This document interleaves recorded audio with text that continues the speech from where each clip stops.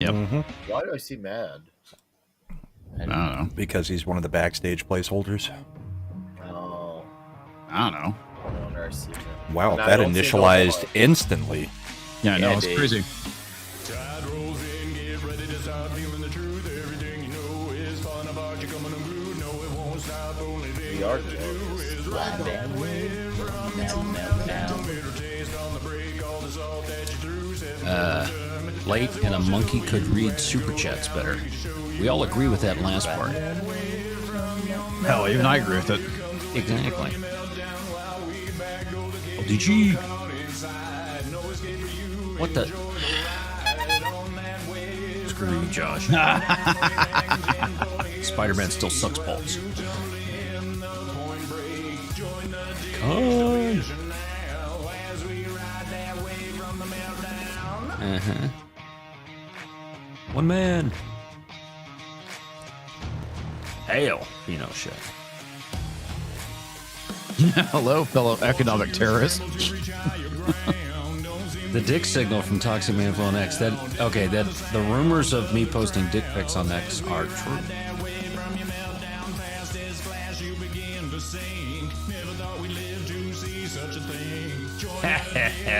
That's coming from a Canadian. That's funny. Jesus, yeah. See how they're Of trying course to he's spin more his Parkinson's? Oh yeah. This is a true statement.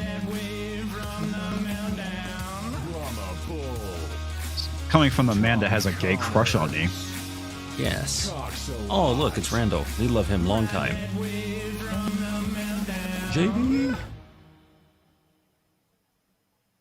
Akamar. Bro, chachos. Excuse me, we'd like you to have this flower. Excuse me, sir, would you... Donation to the Reverend Moon? Yeah. Juice for Jesus? Read about Jehovah's I Witnesses. hope it's playing for somebody else. Right? How about It's not for Buddhism? me. Oh, there. There it goes. Help Jerry's kids? Again, Josh. Or nuclear power. So much kooky.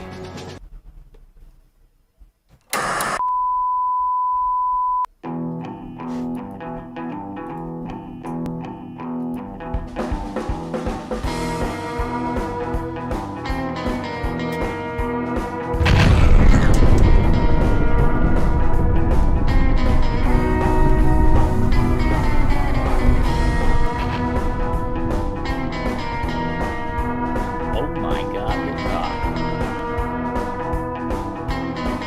Oh yeah.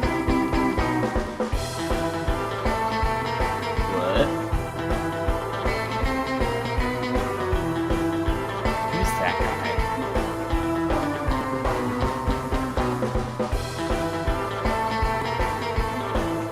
Tommy the Turkey.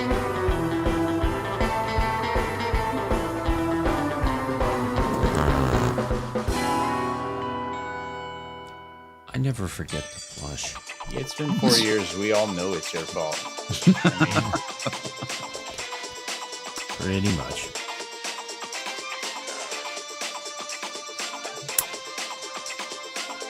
Apparently, LDG is trying to say your name, Nick. Yeah. LDG. Penis. Gagging you with entertainment. Gagging you with something. Hey. There's I'm a glad It you- could, it could be rolling. entertainment. I don't know. I'm just glad you said the peen and not the pen. Hello, everybody. Welcome to Monday. Have you seen the Agatha trailer? Eesh. Yeah, no fun. Yeah, Nope. lots of interesting stuff to talk about tonight. I think probably the scariest thing, guys, is the fact that Blackstone is now investing in the manga, which means we're all fucked. That was like the last bastion of entertainment. Oh, hello, Tabitha. Thanks for interrupting my monologue. You are doomed. Yeah, pretty much. We're all doomed. At least when it comes to entertainment. We'll have to make our own. That's all there is to it. Hello, everyone. How are you guys doing tonight? What porno intro part? Right. Oh, probably the 70s. The feature sounding presentation. Yeah. Yep. To answer the question, doing Sorry, good. Yeah. How are you? Yes.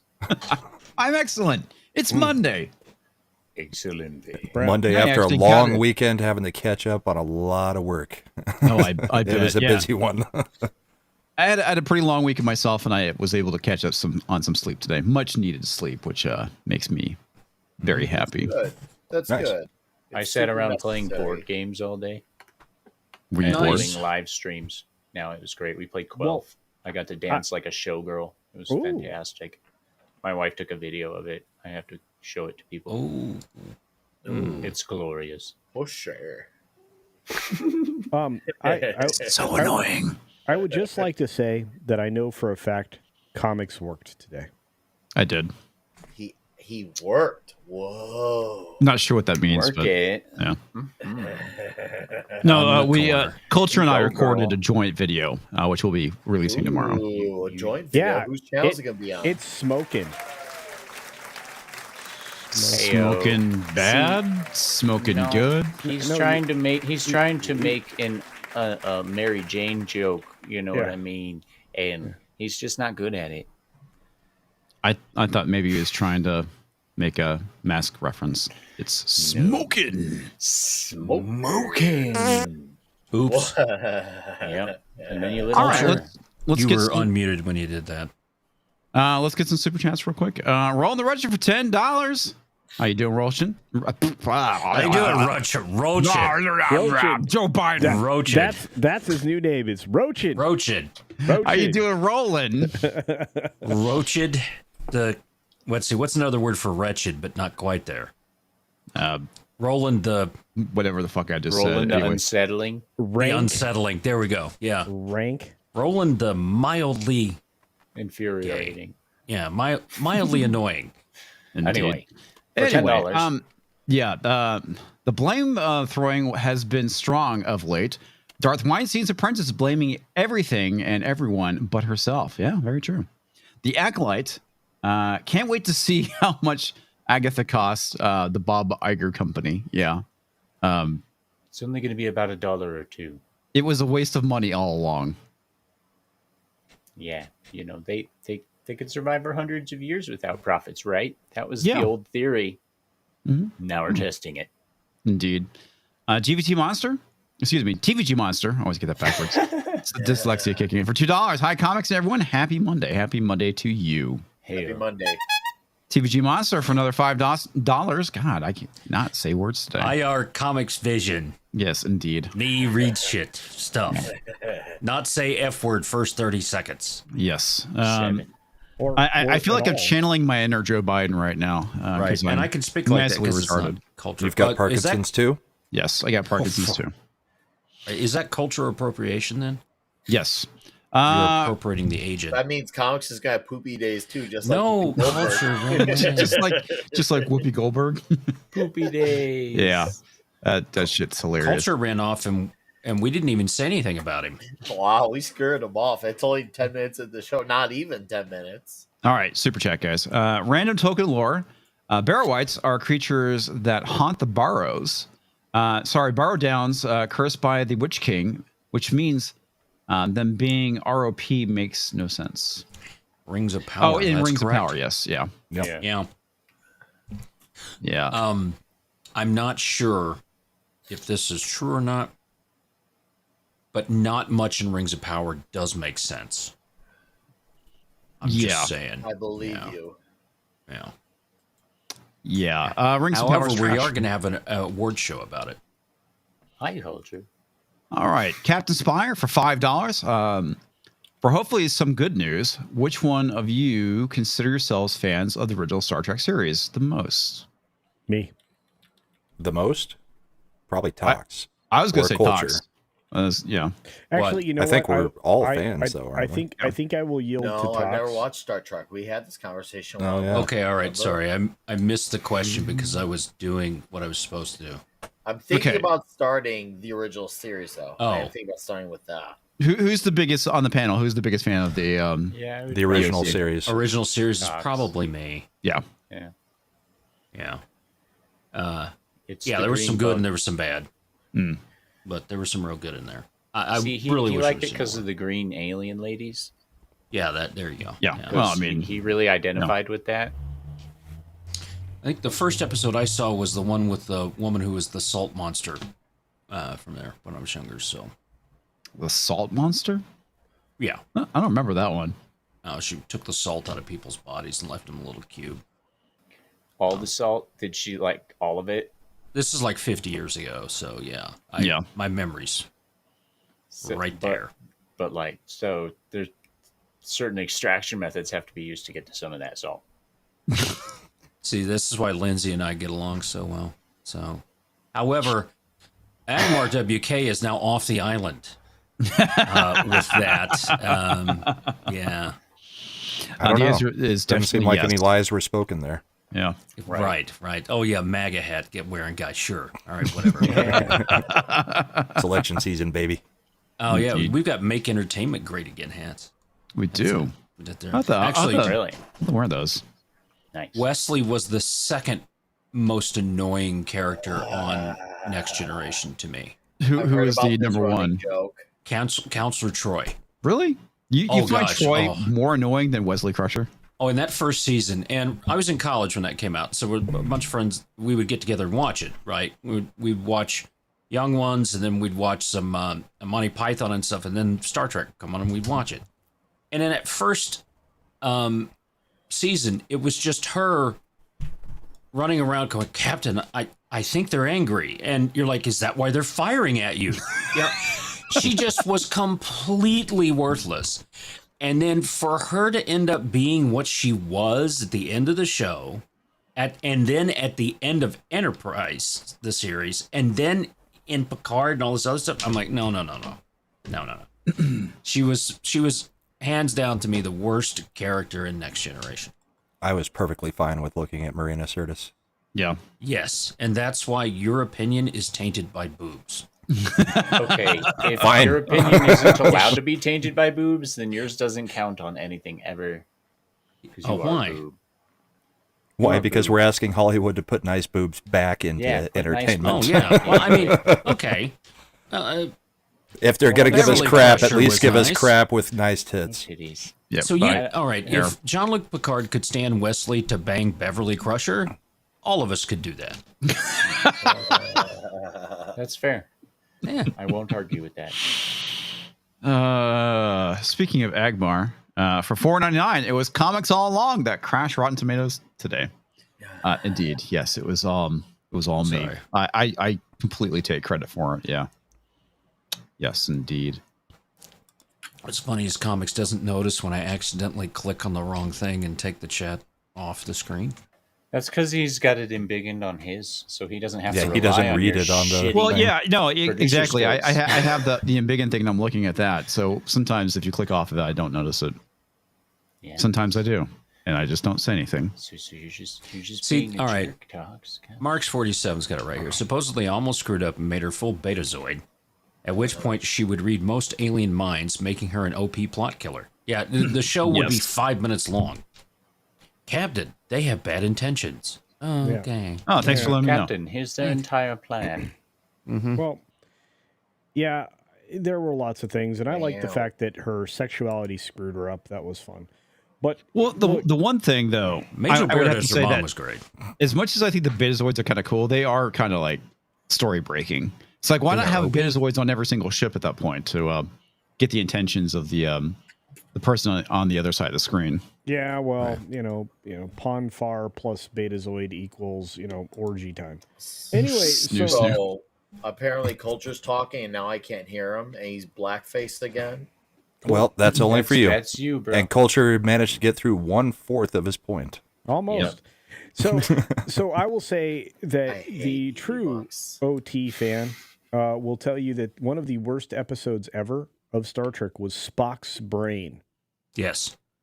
But for me, it was The Children Shall Lead. Oh, is that the one with all of the adults above a certain age died from a disease? Well, the children are basically under the spell of Grogan. Oh. Yeah, and that one was like just hot trash. But look, there were a series. I mean, in the series, there are always going to be bad things. what was the one that the court martial? Was Court martial was kind of bad. Kind of bad. Some people don't like the one with Lazarus, where he kept going back and forth. I need to go back and rewatch the OT because I'm beginning to not remember episodes at this point. So the one I was talking about, the first one I saw was season 1, episode 1, The Man Trap. So that I saw the first show because they didn't do the cage until later. Right. Man, that was wow. Yeah. Right. Oof. Well, Enemy Within was the one that focused on Kirk. That was the transporter accident. Yeah, that was a weird one. Right. Miri's the one I was thinking of. That's the one where there's a planet like Earth, but the inhabitants are all children because a fatal disease kills them when they get to puberty. Yeah. Because right now we're kind of living in the children will lead. Mm-hmm. Right now. I think Balance of Terror is one of my favorite. What?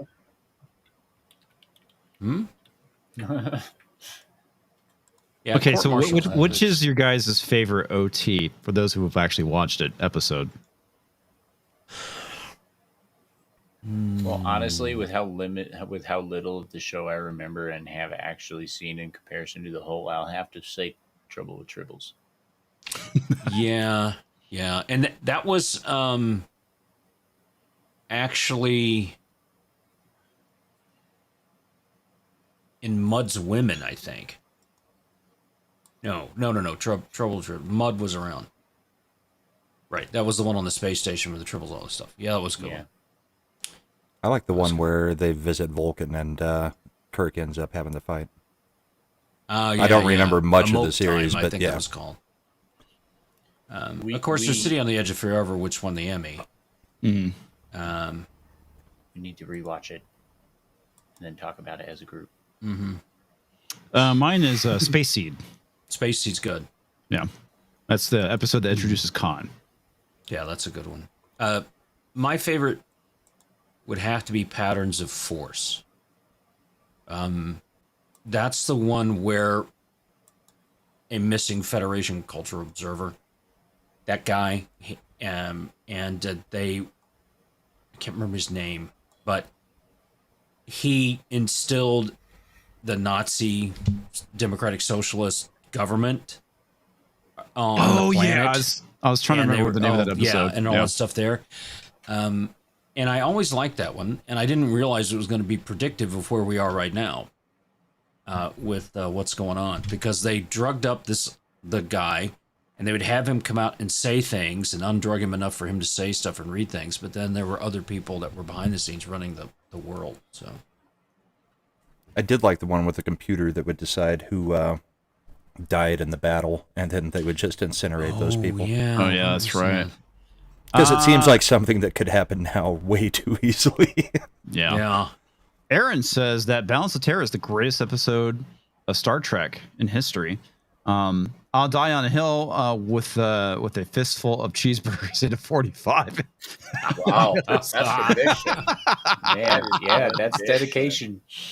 Dedication. It is. Indeed.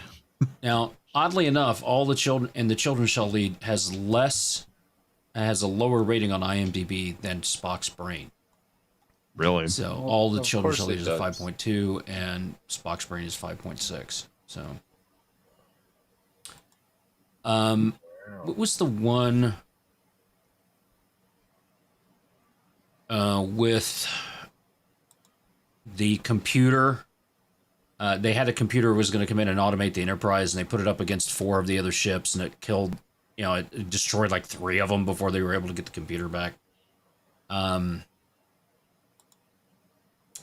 But Let That Be Your Last Battlefield was always pretty good. That was the one with the people that had the different colorings on the side of their face. I like that one. I know there's people that complain about it, saying it's too social justice. And it was funny because like a number of years ago, somebody said that. I rewatched it. I was like, no, it's not.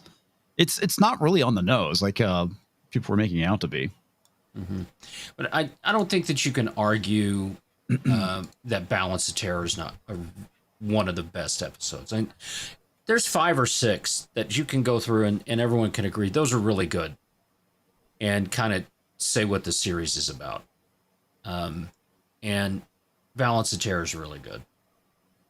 There's just a lot in there. And you get what I like about it is one of the actor that was the captain of the Romulan ship also played Spock's father as a Vulcan. Yeah, so I like that they brought in other, some of the bit characters were kind of recurring and did different roles, because you get a lot of that throughout Star Trek. People playing on both sides. Yeah. Yeah. Well, I mean, you could do that specifically when you have makeup, right, to make the actor look different. Right. So yeah, them doing that was actually pretty cool. I also like the fact that you have like certain people from like the OT showing up in Next Gen as actors as well. Mm-hmm. Yeah. What was it the space station show? Deep Space Nine, where they went back and did the trouble things and all that kind of stuff. That was pretty good. That's something you can get away with. We don't talk about that. That was a great way of playing it off. Yeah. Yeah, we don't talk about that. But yeah, I guess City on the Edge of Forever is probably the highest rated because of the Emmy and all that stuff from there. But everyone's going to have their personal favorites. Yeah. Makes sense. All right, let's now we've talked about something we all like. Let's talk about something we're probably not going to like. You guys seen the Agatha trailer? Nope. Yeah. Oh. I just saw it. Are you in for a treat? Yay. I'm giddy with excitement. Yippee. Why are you doing this to us? Because we are an entertainment show that talks about entertainment, whether it's good or bad. Better question is why not? It's pretty bad. You know, we could just return to tomorrow, season 2, episode 20, and get a piece of the action, season 2, episode 17. And maybe that'll give us the immunity syndrome, season 2, episode 18. Yeah, but the question is, could we just ask for help from Mirror Mirror? Oh, which one is that? That's season 2. Oh, dang it. Episode 4. All right, I'm just pressing play because you guys are trying to avoid this. Spock's brain. Another beautiful day. Surprised to see you out here, Detective. Jane Doe. Found her down here by the water. Cause? Blunt force trauma. No, I'm guessing that's supposed to be Scarlet Witch. Probably. Yeah. Even though she was last seen, in that one building where illogically that whole building came crashing down on her, which is still the most unrealistic for a character of that magnitude and power. How she's now all the way over here makes no sense. Yeah. Yes. She turns out she was just misunderstood after torturing and keeping a bunch of people held captive in a village, and she self-deleted to basically so Doctor Strange could sit around and do nothing. So are they gonna do we know if they're gonna make the show like they did Echo, where they called it a showcase? And I asked that because they changed the Echo show, so it was considered not part of the main line. It was just a special showcase. I think this would have to be that in order for it's not because they flagged it with Marvel Television rather than Showcase. Oh, that's even worse. You'll see in a bit. Okay. So, what happened to you? I have a lead in the case, but I can't shake this feeling I'm seeing it wrong.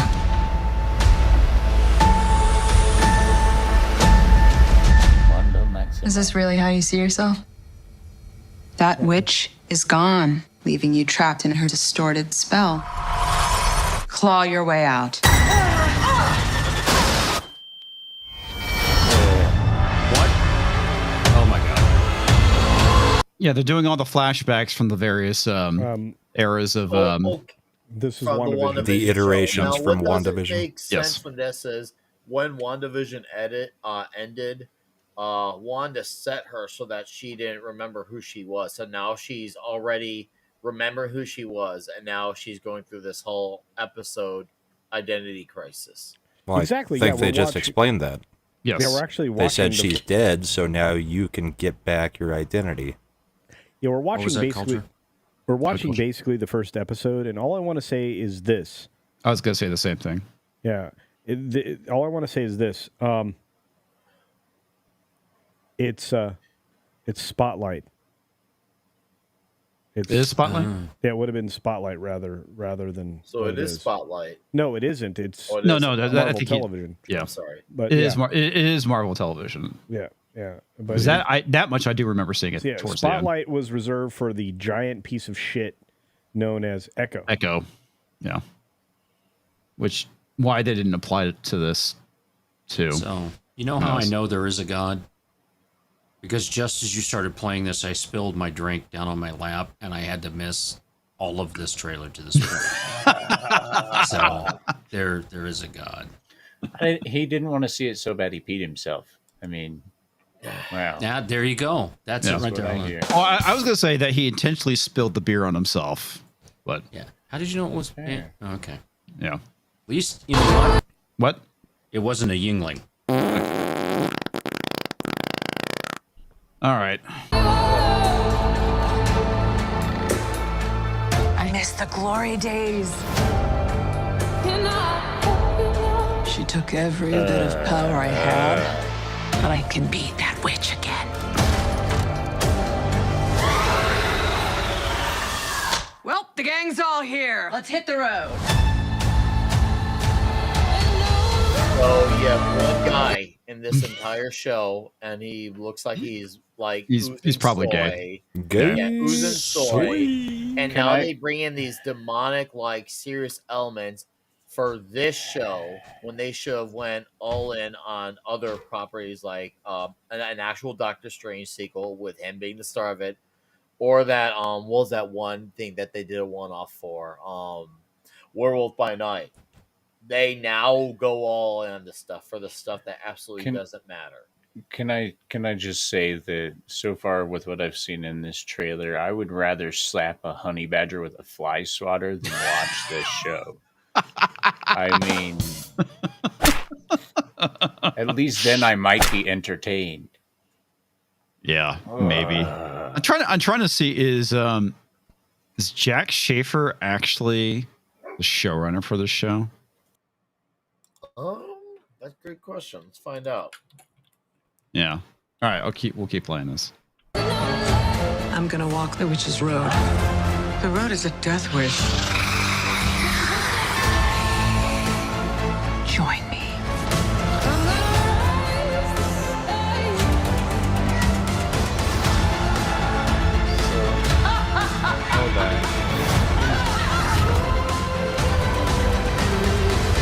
Well, also it gets really cliche at the end when they all start riding brooms. Well, I just want to say, so far this looks like a crackhead's remake of the Wizard of Oz in reverse.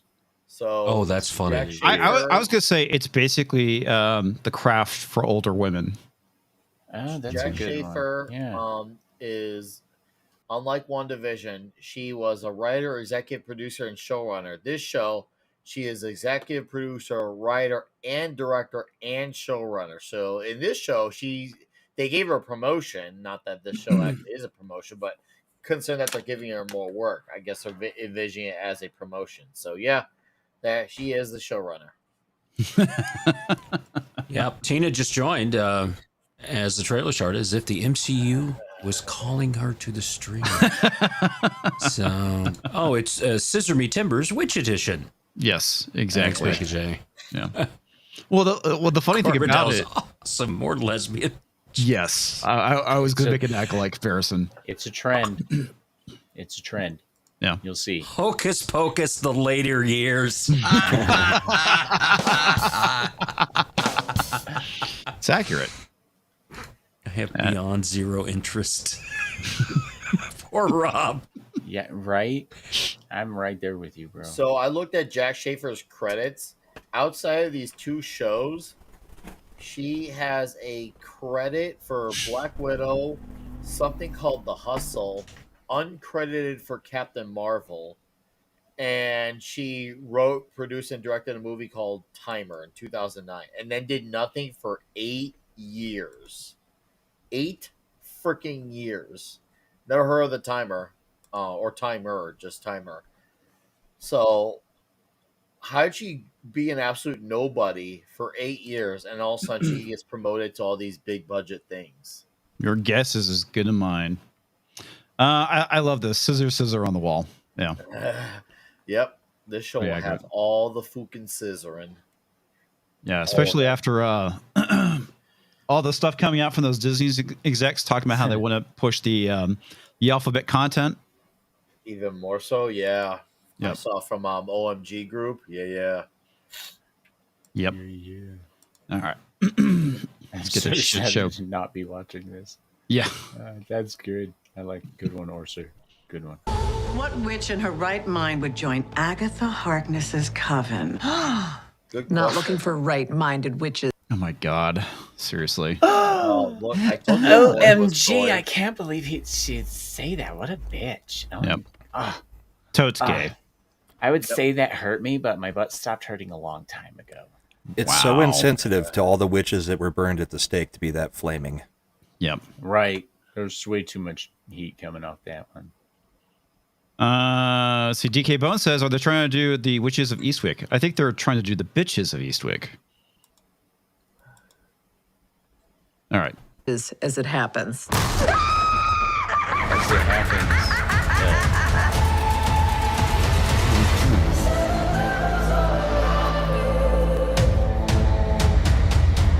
Sweetheart, you okay? Oh my God! Whoa, what's she doing? Where's she going? And then they steal some shit from Evil Dead. Yep. Or like from Ash versus the Evil Dead and shit. Like what? And a whole bunch of witches act like they've never seen Possession. Right? They're like, oh my gosh, I'm a witch, but I've never seen this before. What's going on? She must be super powerful. Oh my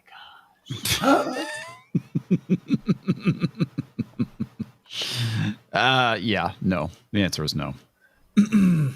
Somebody said scissoring witches, and 70s rock fan shows up. Scissoring. I'm here. Well, I mean, okay, I'm so here for it. there is an article that I was reading about this, and it's fucking hilarious. Shit, I just totally blanked on what it was about. Was that Kamala Harris cackling? Can I just say to Angmar, I will watch this show, so you don't have to. Yeah, and he appreciates that. Oh, okay, all right. Not. I'm gonna pull the article up because this shit is absolutely fucking hilarious. Oh, for a second there, I thought you said you were gonna pull your pants up. Yes, Tox, that too. Yeah, pants. we're gonna have a big boy press conference. Oh, so you got to bring my pants. Yeah. Okay, but before the title was revealed to be Agatha All Along, Marvel built up a mystery around the series by calling it different names. I call bullshit. I think that they're trying to spin this as if Marvel was trying to build up mystery for a show that nobody gives a fuck about. Right. Yeah, so we know it's gone through a bunch of changes. Agatha House of Harkness, Covenant of Chaos, Darkhold Diaries, The Lying Witch in the Great Wardrobe. Yeah, I call So it had bullshit. 5 different names. Well, Yes. no, they were all. It was going to always be Agatha All Along.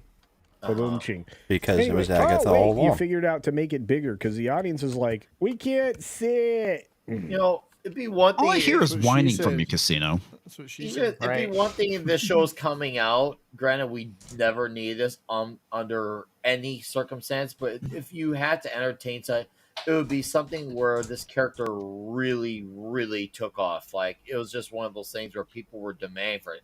It was a song that people were singing along to for a week, and there was a forgotten memory after that. It wasn't like this. It was like, great catchy that- for the moment, and yeah, that was it. for that 1 week. Like I said, it'd be one thing if it was just something that people were going on about for like months on end after the show. I'd be like, ugh, we don't need this. But no, I get that if there's a market for something, at least that would make some sort of sense. But there was clearly no market about it. There's nothing there where people are like, oh, we need this to be a spinoff. It's kind of like when Venom blew up in Spider-Man comics. They didn't know he was going to be this character that was just going to take off. It was just one of the things where he was going to be a villain, and people responded to him so much to the point that they couldn't ignore it, and they decided to not only give him his own comic, but make him go anti-hero. Now, obviously, he's had a few movies, his own line of merch, and all these things to call his own. That made sense. I think it's literally they just had some characters that were witches. They had done Hocus Pocus 2 last year for Halloween, and they decided they were going to make a show for Halloween. Well, this show has been done for a while. Yes, they've been sitting on this for at least they've been 2 sitting weeks. on it for a couple of years at this point. They could So have. I Could want have to say been this. trying to use it for any Halloween, but Yeah, I want to say they did this before the Hocus Pocus movie. Why did they not release it? Is anybody's fucking guess at this point? Well, I guess probably because they know it's a fucking stinker, just like Echo was in most of the shows. That's just the reality of the situation. The thing that sucks about it is that like the first 5 episodes of WandaVision I thought were pretty fucking good. And then it just there's a lot of potential in that show. Yeah, there really was. I mean, the concept was actually pretty good. Like the whole thing with them living through these various sitcoms throughout the decades. Seriously, Kat, you're annoying the ever living piss out of me right now. But at the end of the day, the showrunner had no fucking clue. I mean, poor LDG basically had to go to the freaking hospital over the whole Mephisto shit that was going on. And I mean, she turns out she had no fucking clue, and it was the crew that was slipping stuff in. I guess just to make it interesting. I don't know. Either which way, out of all the characters in the Marvel pantheon to choose from, you pick Agatha to have a show? Really, Agatha? Come on. This is the Marvel equivalent of how they continually skip Nightwing to give him his own thing, his own set of stories. You mean they DC? give some new character named Naomi and skip through all this history just to get to the last 5-6 years. Like, you've been building Nightwing, Dick Grayson as his old man for 3 decades. Give him something. It's not like he doesn't have fun. He has a fun. Even some normies, know the Nightwing logo, or they know Robin became Nightwing. Some normies know that. No one, even diehard comic fans, don't know or even care about Naomi. There's a character that Bendis created when he went to DC. She failed, and they gave her a full-on CW 20-something episode show, and then it was canceled. But let's make something on that. This is basically the Marvel equivalent of that. They have all these characters that they can do something with, and they continue to give us this. Which once again, I don't care. I watched this trailer and I felt nothing. I just thought to myself, please, just the sooner this all burns down, the better. I don't care what they do. Well, yeah, I mean that's kind of the issue right now is that we have Deadpool and Wolverine coming out in the next 2 weeks, which is probably going to be very good. I'm hoping it's good. It probably will be. At the I know very that least, it'll probably be watchable. At the very least, it'll probably be watchable. With all these characters. Wait a minute. Did you say it's going to be very good? But I said potentially it could be very good. It's going to be bordering on great. What? We'll see. We don't know. Deadpool and Wolverine. Wait and see. Oh, okay.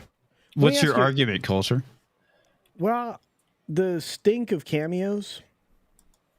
There's a very heavy stench in the air. And Culture Casino knows stenches. I'm not gonna disagree with that, Culture. I mean, you have this on the heels of the Doctor Strange mom. In the mom. Get it right. Doctor Strange in the mom. In the mom. That's right. Yeah, I feel like suddenly we have a hub title here. Anyway, so I think that tells you that the stink could be bad. Ryan Reynolds either hits a home run or he doesn't. Yes. So, I mean, I'm actually calling 50-50 on this one. And the problem is that everybody's learning the wrong lessons from what successes are. Yes. And if this is a success, Disney's going to learn the wrong lessons again. Yep. Oh, that's true. And people we'll have a problem. like it. Yeah, James, no, you're right, Culture. I can see your point on that. Even if this movie genuinely is good, like it's actually like great, we're all hyped and talking about it on the inevitable TNT. They're going to look at it as They're not going to look as, wow, Jackman and Reynolds really played off each other very well. They must have had a good bond, or there was good action, or they actually had a coherent side. They're going to look at it as cameos dialed up to 11, Spinal Tap style. That's what they're going to get out of it. Well, hang on. Let me finish my point, because I did have a point before you jumped in. The issue is that even if Wolverine Deadpool is good, it doesn't solve anything, because we still have this crap to get through. And I said this last night on your show, Culture. Yeah, it's like we have this long. We know they're trying to course correct, but they still have this show. They have Ironheart. If they end up releasing it, they still have the fake Captain America movie, and by the time they get around to actually doing a course correction, no one's going to be fucking around anymore. No one's going to be there, right? Because at this point, people don't care. They've already checked out, and by the time you get the course correction, you've lost your audience. Yeah, well, and look, I support that conversation. I'm going to say it this way. They're done anyway. They're cooked. Nobody's going to jump back in. I look at this film and I go, this is going to suffer from a mistake. Because if it is successful, the wrong lesson they'll learn is cameos, as you guys pointed out. Yeah. You know what the lesson they should learn is?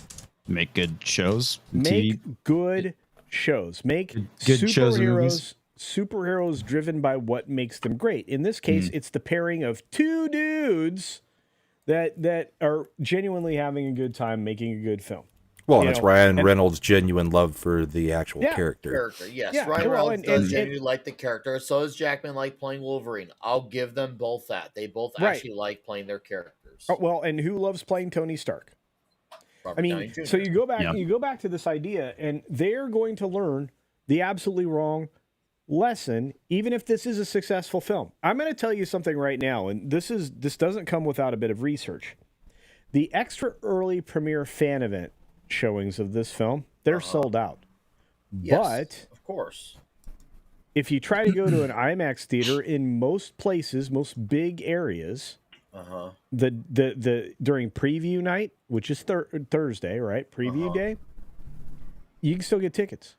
It's not sold out. Like how much though? Like what's okay? Let's just say like what is like New York City at their big. I'm talking about from California all the way through the west side, all the way to the Mississippi. You can find IMAX showings of this movie, no problem. Yeah, I never go to IMAX screenings. Very rarely do I do that. Other premium large formats, right? And even 4DX, they're not sold out. Okay, I looked at my theater today. It's not even half full. Okay. So when you think about that, you need to realize that there are good pre-sales. The early numbers are good. Maybe FOMO is in play, but by the time we get to the second weekend, what's it going to look like? It's an R-rated movie. Yeah, but R-rated movies have made $300-400 million before. It's not like it's incapable of doing that. No, okay, but for how much money this film cost? Yes, okay. Nick, I'm with you, bro. But this movie was crazy spendy. Yes, it had to shoot in two different places in two different ways, and it had to hit the pause button. There's a decent chance that the money they borrowed, they're already paying interest on.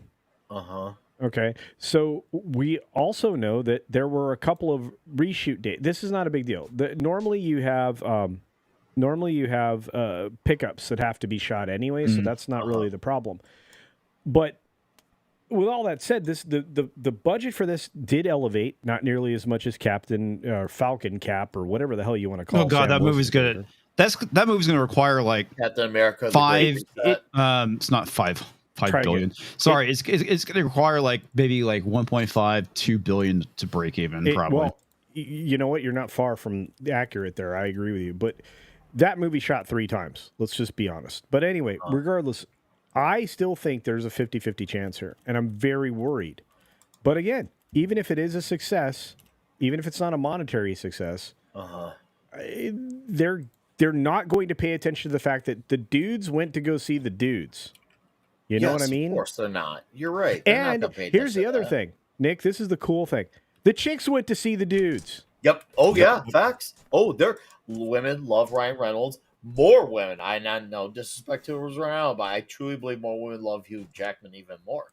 So yeah, there will definitely be women who will turn out for this movie. No, you're absolutely right. So okay, you brought up some interesting points. I decided to look really quickly. So I looked at a town not far from me that has around 29,000 for the population, and they have a movie theater. It's probably been the longest lasting theater within this vicinity. So I figured that's a safe area to go for. So I looked at 3 screenings. The very first one at 3:00 Thursday afternoon.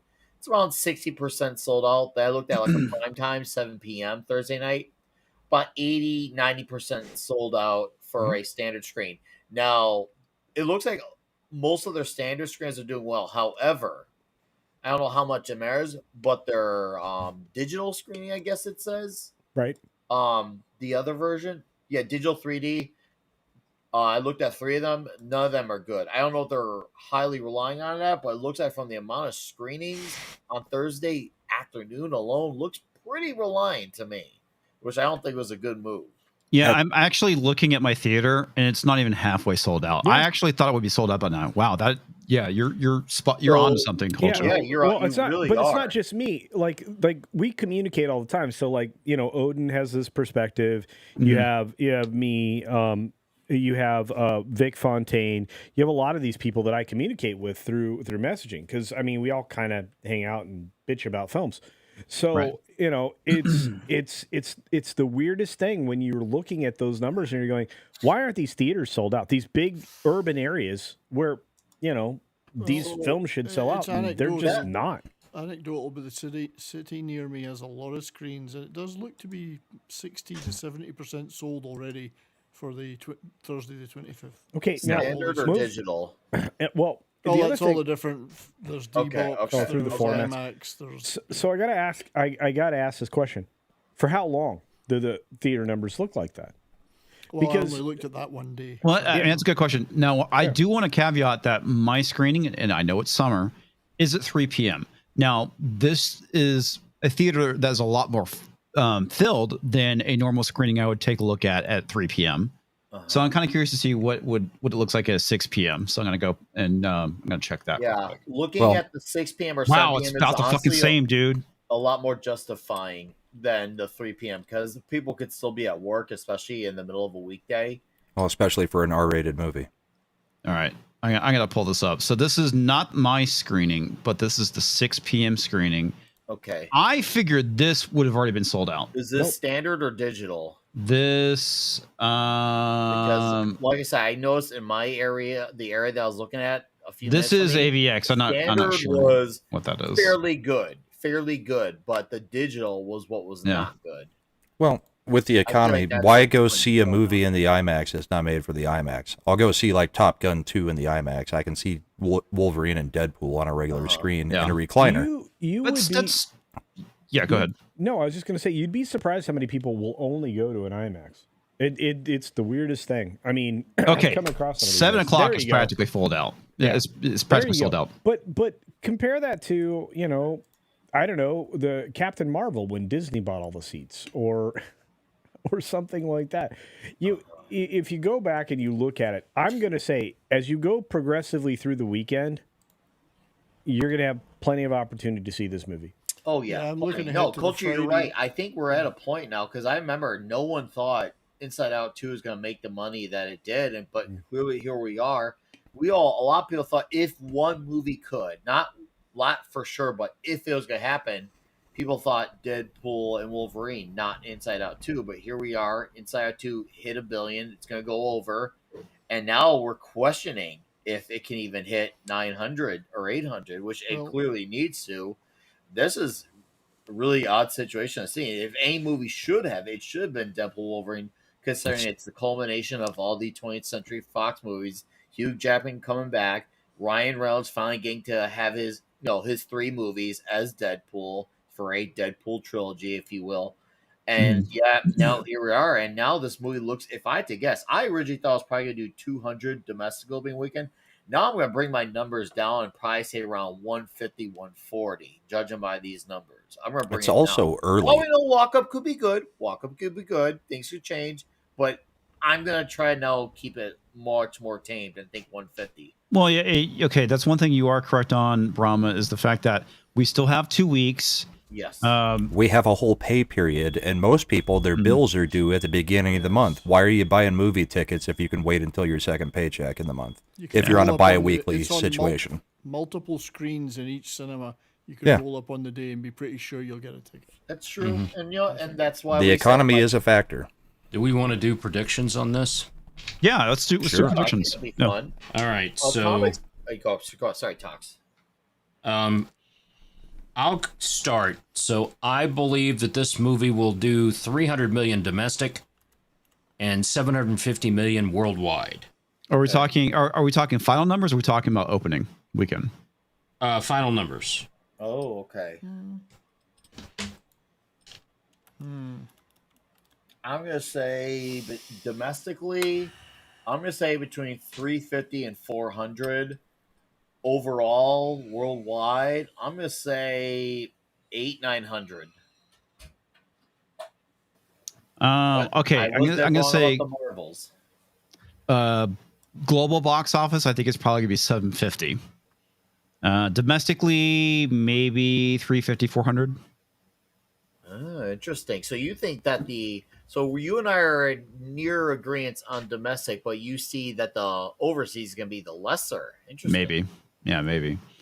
The other thing too is I'm curious to see what you guys' thoughts on the actual opening weekend numbers, because we're not going to get the final numbers until obviously the movie leaves the theater. Well, which I'll is get these, and then we'll get opening. Okay. All right. Full global run is 950, 975. Ooh, shooting for the stars. Okay. No, I think it's going to stay. How much of that is billion. U.S.? Well, I think it's going to be about 50-50 because I've been looking at a disturbing pattern for Hollywood. So 525 to probably like 500 to 525. I want to get Vistra's comment, because Vistra says 1.5 billion worldwide. Ooh, okay. Yeah, I think that's a little high. Like I said, somewhere around Tim Talk says 1.2. Wow, that's a little high too. I still think everybody's shooting the moon, because if word of mouth on this is bad after the opening weekend, and I'm sorry, it's 50-50 that might happen. Well, one thing I have to say, even with that 6 p.m. screening that was practically sold out, I mean, you didn't see that last year for like Indiana Jones. So it's a good possibility these numbers could go up. Right. Yeah, sorry. Go ahead, Corey. Yeah. So I think the overall global numbers will probably be more towards like the 860. Whoa. And I think that the domestic's going to be about 70% of that. Oh, wow. Ooh, that's interesting. So you really think this is going to fall apart overseas? Yeah. I think it'll be less interesting. There's a lot going on overseas, and I don't know if they'll care about a new Deadpool movie enough to actually help it out that much. Yep. Okay, that's so. Sorry, chat just moved. Virtual Reality Fitness says Deadpool 2 made 760, and Logan made 650. Yeah, I mean that's pretty. I that might be pretty spot on for this movie, so we shall see. Keep in mind, Deadpool 2, domestically at least, I don't think it did as well as the first one. So I'm going to go for a pretty conservative number globally. I'm going to go for 700 million. Ooh. What do you think, US? Partly because of Corey, I agree with Corey about internationally. I think there's certain markets, I just don't think it'll bring that much in these days. There's an awful lot of financial pressures and a lot of other things going on. I think most of it will be domestic, and I don't think it will be as big as people are anticipating. So what was your 70? Sorry, I blanked out. 700 million. Total? Yeah. Worldwide. What's your U.S. domestic? That's going to be about 525. 525? Yeah. You don't think it's going to be big around? It Did may Corey be get less one? than that, Because I got Corey and Brahma left. Could be less than that. Corey, do you want to go ahead with figures? Yeah, I said mine. I said it was going to be like 800 worldwide, and 70% of that would be domestic. Oh, God, math. 8 times 7. Well, you guys note that it says 70%. Yeah, Okay. you All right, you got note it. I'll do the math myself when we get final numbers. I got 560. 70%. That sounds about right. Okay. Marlboro Man. I mean, Brahma. I'm going to go with 975 to right at 1 billion with 530, 540 coming from domestic. Okay. I do think Chad is right. That if it makes 525 domestically, it will definitely hit a billion. Hit a billion? Okay. Yeah. I can't do math, so. Yeah. So opening weekend, you wanted to do that? Yeah, let's do opening weekend. After that, we'll hit super chats. Okay. Yeah, because we're behind. Yes. Opening weekend for me. Okay. I'm gonna give two numbers. Okay. Mainly, it just depends on if people show up or not. If it's more on the low side, I think it's gonna be 150. If it actually holds true and people really are interested, I'm gonna say 250. So that's my swag. 150 to 250. Yeah. Opening weekend, which is more than 50% of what you think the entire U.S. take's going to be. No, I said the entire U.S. take would be 350 to 400. Oh, okay. So you're doing 150 to 250 is worldwide. Yeah, that would worldwide be opening. Okay, so we're just doing a worldwide opening. Yeah, got it. Well, wait. Okay, cool. Oh, what? I'm going to tell you right now, the thing's opening at about 145, 150 tops. I don't think it'll open bigger than that. Yeah.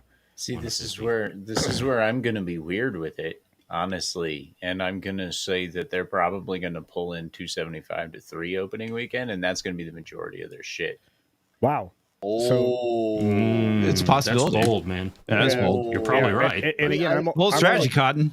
Yeah, that's is that just a domestic number? You know, you pay double for that, Corey. No, that's worldwide. I was worldwide. Okay, then let me clarify. I'm guessing just the domestic open.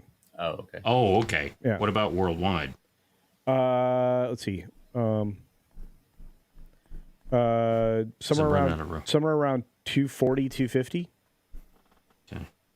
Because I think that Brahma's comments on global and Corey's comments on global, I think are accurate. I think the rest of the world's not going to be doing super fantastic in a couple of weeks. So, yeah.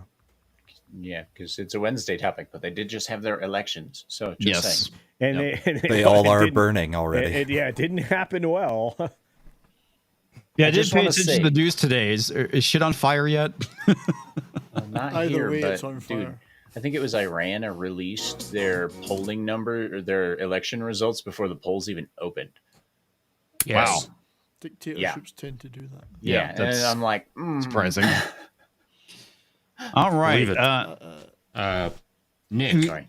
Opening weekend. So domestically, I'm gonna go around 150. After now, culture presented the information that we have. I'm gonna take. I originally was gonna be around 225, but I'm bringing it down pretty drastically around 150. Worldwide, I think around 350. Okay. Yeah, around 350. That's 70s. Domestically, I'm going to be again pessimistic. I think 130. Actually, that's optimistic for me. I think 130. And worldwide. You mean on top of that, or? Yeah. So 130. Yeah. What would worldwide be opening? Maybe 190. 290. No, 190. Oh, 190. Got it. That's including the 130 I've just said. Oh, so you think it's 190 total? Total. Yeah. Got it. Okay. I'm going he's predicting a massacre at the overseas. Yeah. I don't think it will be as strong as a lot of people would like it to be. Okay. No, I can see that. Yeah. Brahma. I don't know. I never pay attention to the opening weekend, even after 2.5 years of doing this with you guys. I guess what? So is that 2.5 cases of bull's milk? Yeah. So what? Okay. 325 worldwide, 200 domestic. Yeah. I don't even know if that puts it on pace for what my overall guess is, because you guys do this stuff. I think we're going to see a $110 million domestic open, and we're going to see a $200 million worldwide open. And is it opening everywhere on the same weekend? I don't know. question. Culture, do you I know? do that? not know. That'd be a culture question if he was here. Yeah. All right, let's get to split chats and stuff. Jesus Davila gifted 1 membership. Thank you, Jesus. Thank you. And that was gifted to the one-man show. Nice. Hail to the OMS. Sabertooth Raptor for $5 says new movie Mexican Iron Man in the mysterious land of Smurfs and elves. Marooned on the island, the only champion. Companion. Companion. MIM. Mexican Iron Man. Mexican Iron Man. Okay, yeah, duh, I'm stupid. Is Hobo Gandalf. You should call him Mim from now on. Mim, yeah. Mim. Indeed. So fucking.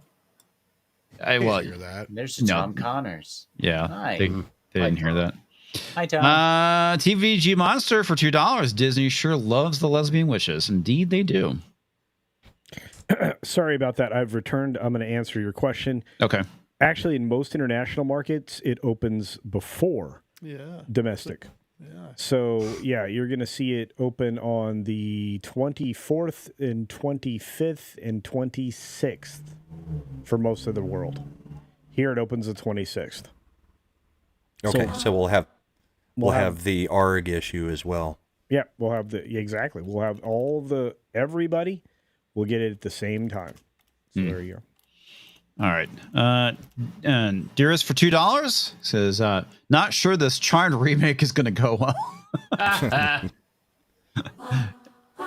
want the power of 1. I want the power of 2.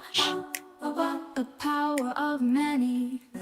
Scissor me timber, sexy space bitch, let's groove. Scissor me timber shit makes me laugh. And I'll be the sub, let's switch. Scissoring, scissoring all night long. This is the scissoring song. It's so tight being the acolyte. The force is not the force, it's dead. The force is now the threat. Thanks to lesbian space witches. Take the bitches. I really want to see what your prompt is for this, Tom. The power of 1. Whoa, dog. Hey, no. It's kind of a banger, isn't it? It is, dude. It's nice. We need Mad Mardigan or somebody to edit into a video. The power of 1, the power of 2, the power of many. Scissor me timber, sexy face witch, let's screw. Now you be the dom and I'll be the sub, let's switch. Scissoring, scissoring all night long. This is the scissoring song. It's so tight being the acolyte. The force is not the force, it's dead. The force is now the threat. Thanks to lesbian space witches. Take that, bitches. Here's the best part. Take that, bitches. I like Now that. you need to do one for Agatha. Yeah, right. All right. Agatha All Along. Yep. Sabertooth Raptor for $5. A better horror / comedy movie. Mexican Iron Man and the Alf is under the stairs, or Alf is hiding in the house. Alf starts calling Mexican Iron Man that he is there. Mim. It's coming from inside the house. It's coming from inside the house. Oh my gosh. Rolling the red shit for $10. The fact that Kevin Feige. Whoa. Hey now. Yeah, I didn't say the word. And Bob Iger Company is. I love how he calls it the Bob Iger Company. Yeah, because you're right. It's not the Disney. Well, it's not the Walt Disney Company anymore. If you actually use the initials, it's the BIC. The BIC. Okay. Okay. He's flicking the bic. Yeah, he's flicking the BIC. He lit the company on fire. There you go. Well, there you go. It's still going to release Marvel Lesbian Witches, Black Falcon American. The Iron Fart means they learn nothing from Deadpool if it is a success. Yeah. Well, I think that the first thing, rather than going and reshooting Captain America without Captain America, they just should have canceled the fucking movie. Or don't call it Captain America. Or don't call it Captain America. You know, I would have been completely fine with the Falcon movie. Falcon honestly was a good character. Provided I would say that a movie might actually do well with him if it wasn't for the fact that they just fucked up a TV show with him and Bucky. So, yep, there's that. Deeple 101 for $2. LOL. Have my money for the lesbian space witch song. Dude, it was good. It was good, man. Yeah, Tom does good work with that AI music stuff. Tom does good work with lesbians. I do. I've learned from lesbians. Yes. Naturally. As you do. All right. Tom learns at the Y. I gotta bounce, ladies. All right, we will get Corey out of here. Hey, Talks a Lot Entertainment's where you need to go to find me. I cover all kinds of weird shit, and if this kind of stuff is your jam, then check my shit out. I talked about a guy who shot himself in the penis today, and we talked about sex for Corey, like an hour and a half this about morning. And like last night, I played like 2 hours worth of fucking GTA 5. It's great. I finally unlocked Trevor, and oh my gosh, that man. He is a treasure. But anyway, ladies and gentlemen, catch me over there. Yeah. Until next time, stay sexy. Don't get murdered. And as always, have a wonderful time. Catch you later. Yeah. Oh, I got to play something. Yeah, Corey. Yep. Bye. Good night, Corey. Ow, my face. How'd you know I was a Nazi? Ah! You're on the internet. You're a white man. Of course you're a fucking Nazi. There it is. Yes, he's a white man on the internet. And he's straight. Yeah. Is he? That's a good question. Come back. All right.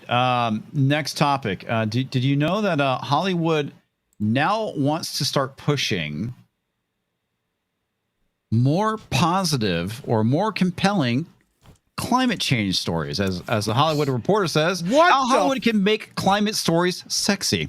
What the hell did I say like a year ago? Does anybody else remember me? Yes, I literally said this. As a matter of fact, before we went live, you said you were right about that. We were talking about it when you decided to leave us. I fucking knew it. Yep. Tom Connors was right again. Oh! Oh man, yeah. It's. I'm not gonna say. Are they catching on? You know, the idea that. So in that show, what they're trying to do is tell more interesting, compelling stories. Yeah. But anyway, sorry, comics. No, yeah. It's the fact that they want to slip the message in. They know the current way of doing things is not working, so they're pivoting, right? So it's funny because these are all things that are already TV shows and movies that have an environmental, I'm not gonna say message, but at least an element to it, like Snowpiercer. Yeah. The disaster movies of the late 90s, early 2000s, Volcano, Dante's Peak, The Day After Tomorrow, maybe even argue to a lesser extent Twister. Though I love Twister. Well, but here's the thing: is I didn't like predict it. I actually had a reason for saying that. Like there was hints there. Take the credit. You predicted it. No, I was there like when at one point. It. They even said like we're going to start working into environmental because that was what I was hearing is that's where all the money was coming from now since they had used up all the other shit, right? Like they've already tapped out, you know, the woke crap, this and the BLM that and the other things. Like now they're going for the environmental money. That's where people ask, where's the money BLM come stuff from? ran out of air. Yes, I would say that they got their money and ran. Yep. That's how I would say it. And so the next thing was environmental. That was what I kept hearing. And so I got the joke, Talks. It couldn't breathe. I did too. There you go. Another thing too. Neither could my joke. Another thing too. We saw on the Hill with the Great Reset article from years ago, where they're talking about they're going to pivot to environmentalism as the big push after COVID went away, and here we are. We're seeing it in entertainment being pushed now. Comics, yeah, they're trying to figure out how to feed it to us without us noticing, always right? Been the weapon for that purpose. Always. Yes. The whole demonizing of a carbon, which is vital for life. Yes, let's demonize it. The only thing they could have gone further was if they demonized oxygen. I think they would have liked to have done that if they could. Well, as we've been saying, the useless carbon they want to get rid of is you. Yes. And people, generally speaking, after all these decades of failed predictions, are not buying it. So the propaganda push has to increase. Well, the thing that's interesting is that apparently they went and created the Hollywood Climate Summit, which is a nonprofit and annual conference whose network of films, TVs, music, fashion, games, sports, and social media professionals convene with activists and experts to strategize around collective climate action. Yay. Yes. Translation, they all chartered planes to go meet up and have a party. Yeah. Yeah. So like 30 separate people through 37 planes. Exactly. Yep. I think It sounds like it's like their own version of Davos. Someone needs to get that Hollywood Summit to address the dihydrogen monoxide problem. I'm sure Yes, water is very, very bad for you. All over that. It's the freaking Catalina wine mixer. Give it a fancy title, they'll be all over it. That was a good one. So here they are. It says, over the past 5 years, we've had a front row seat to the discussion around how should we be integrating climate into our stories. We've learned that storytelling holds immense power. Again, going back to the whole thing with programming. That's Joseph Stalin. Yeah, exactly. Alfred Speer. Immense power to change the culture around the climate crisis and how we respond to it. And it's that every person who touches a story has the power to implement climate and sustainability values into their work, whether you're writing the story, marketing it, or physically building its sets. Wow. You know who believed in climate change? Hitler. Yeah. Just start saying that and they'll knock it off. Yeah, I'm sure they will. So these are the list of the I guess organizations that are involved with Hollywood Climate Summit. Tom, that won't work if Trump says that he's against climate change policies. Yeah, they will immediately side with Hitler. We've seen it this summer. That's funny. Okay, so they have these like basically strategies. Are you saying it took Donald Trump to make Hitler a liberal? Yeah, okay. I guess. Okay, make any story a climate story. That's step one. Mm-hmm. And they kind of go and list a few examples of things that are already out there, like The Affair. Never heard of it.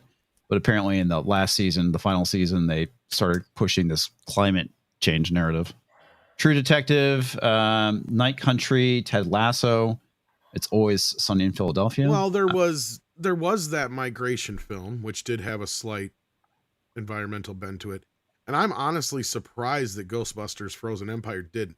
I almost wonder if it got cut out. You and I thought they were going to go all in on it. Well, it almost feels like it was. Yeah, it almost feels like it's something is missing from the movie, and that's possibly part of it. Because the message there was climate change is magic. So they couldn't. Yes. Yeah. Yeah, they're like, maybe they'll get the wrong idea. They might get the wrong idea. Yeah, we all know it's humans. Well, we all knew Hollywood was full of shit when they put out 2012, and then 2013 happened. Yes. Yeah. Well, the funny thing is they lead with make any story a climate story, and the second one they have is, well, at least it's number 2. It must be entertaining. No shit. Okay. Obviously, it wouldn't be. Well, yeah. That's the thing. The minute you do they remember how to make it entertaining? Do they remember how to make an entertaining film? And the question is, if you are pushing a dogmatic film that is based around climate change or having these climate change messaging in it, will it be entertaining? Nope. It will be a message-laden rant filled with horribly smug, arrogant people. I guess lecturing everybody else. It depends on how on the nose they are with it. I mean, I don't want to say that I'm for this stuff because I'm not. But no, I guess you could say a very underlying way of going about it, maybe, because if you're still making the entertainment factor first, it can be nothing more of a, hey, that was an annoying moment in the movie. I was just reminded, fair and more balanced to buy. I guess Aquaman 2. Did anybody else here watch Aquaman 2? I did. But I heard that whole movie is chock full of fucking environmental shit from beginning to end. Well, Sorry, let's Nick. face I just wanted to. The climate does change, right? Yes, it does. It's not the climate does change because if it didn't, we wouldn't have the warming period that we have now, right? Here. Right. Well, I mean, it happens all the time. There's a point where the surface of the Earth was a couple of thousand degrees, when it had all that stuff in it from there, and So yeah, climate does change. They're just. Marx said one thing. I think it was Marx, but religion is the opiate of the masses, right? Well, so anything that you use in the place of quote unquote religion, right? That can be used to placate and tell people what to do. No, it's another opiate climate at that change, point. social justice, you name it.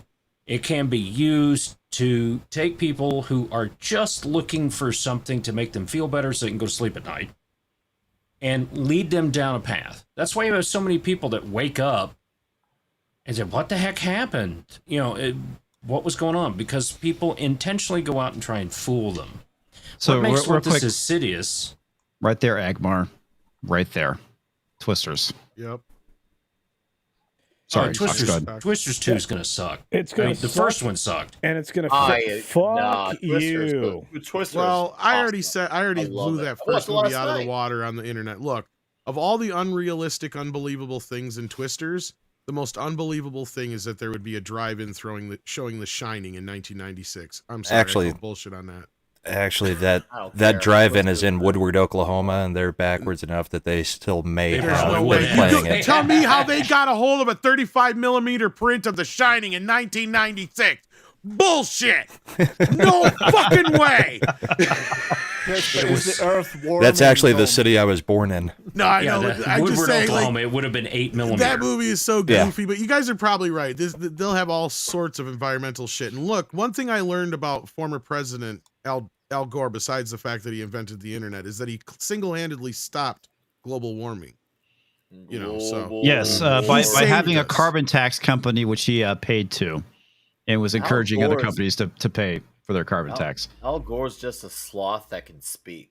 Yeah. So single-handedly. I want to read part of this paragraph because it's so fucking on point. Any attempt at including climate in storytelling isn't going to be as meaningful or valuable unless it is an incredible story that moves us, attracts major audiences, and leaves a lasting impression.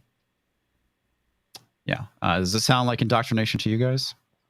Yes. Straight up. Yeah, we're Sounds looking like at Agatha All Along. We're not looking to sacrifice what makes a great story for heavy-handed messaging or information overload. Yeah, you are. You guys aren't that subtle. Yeah. It's impactful to add climate information, questions, or values, whether it's through character plot in the background, via production design, or VFX. In any already entertaining story you have or are developing. So yeah, they're looking to push a new message. They'll revive Seinfeld, and he'll be like, "And what is the deal with single-use plastics?" I want to make a movie where Al Gore is a superhero who can stop global warming, but it turns out all along the one who was destroying the planet was Tipper. I will say this. If they're all that worried about the problem, they wouldn't be buying beach houses. Right. They would also address China for all their polluting. China. Let's be real, and I'm not trying to get anybody shut down here, so I'll try to be as, however you want to put it, as you want. The only people they want to really believe in this stuff or think it's real is the people that they can control from. Exactly. Yeah. And it's like anybody who really knows the truth about the shit. It's just like the food industry. It's just like everything else. It's like you have to ask who put out this study? Who paid for it? Right?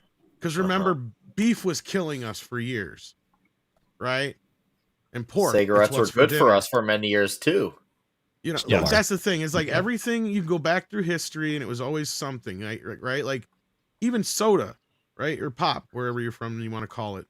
It all come from like, oh, we're just pretended it's a fucking medicine. Oh, because you put cocaine in it doesn't make it medicine.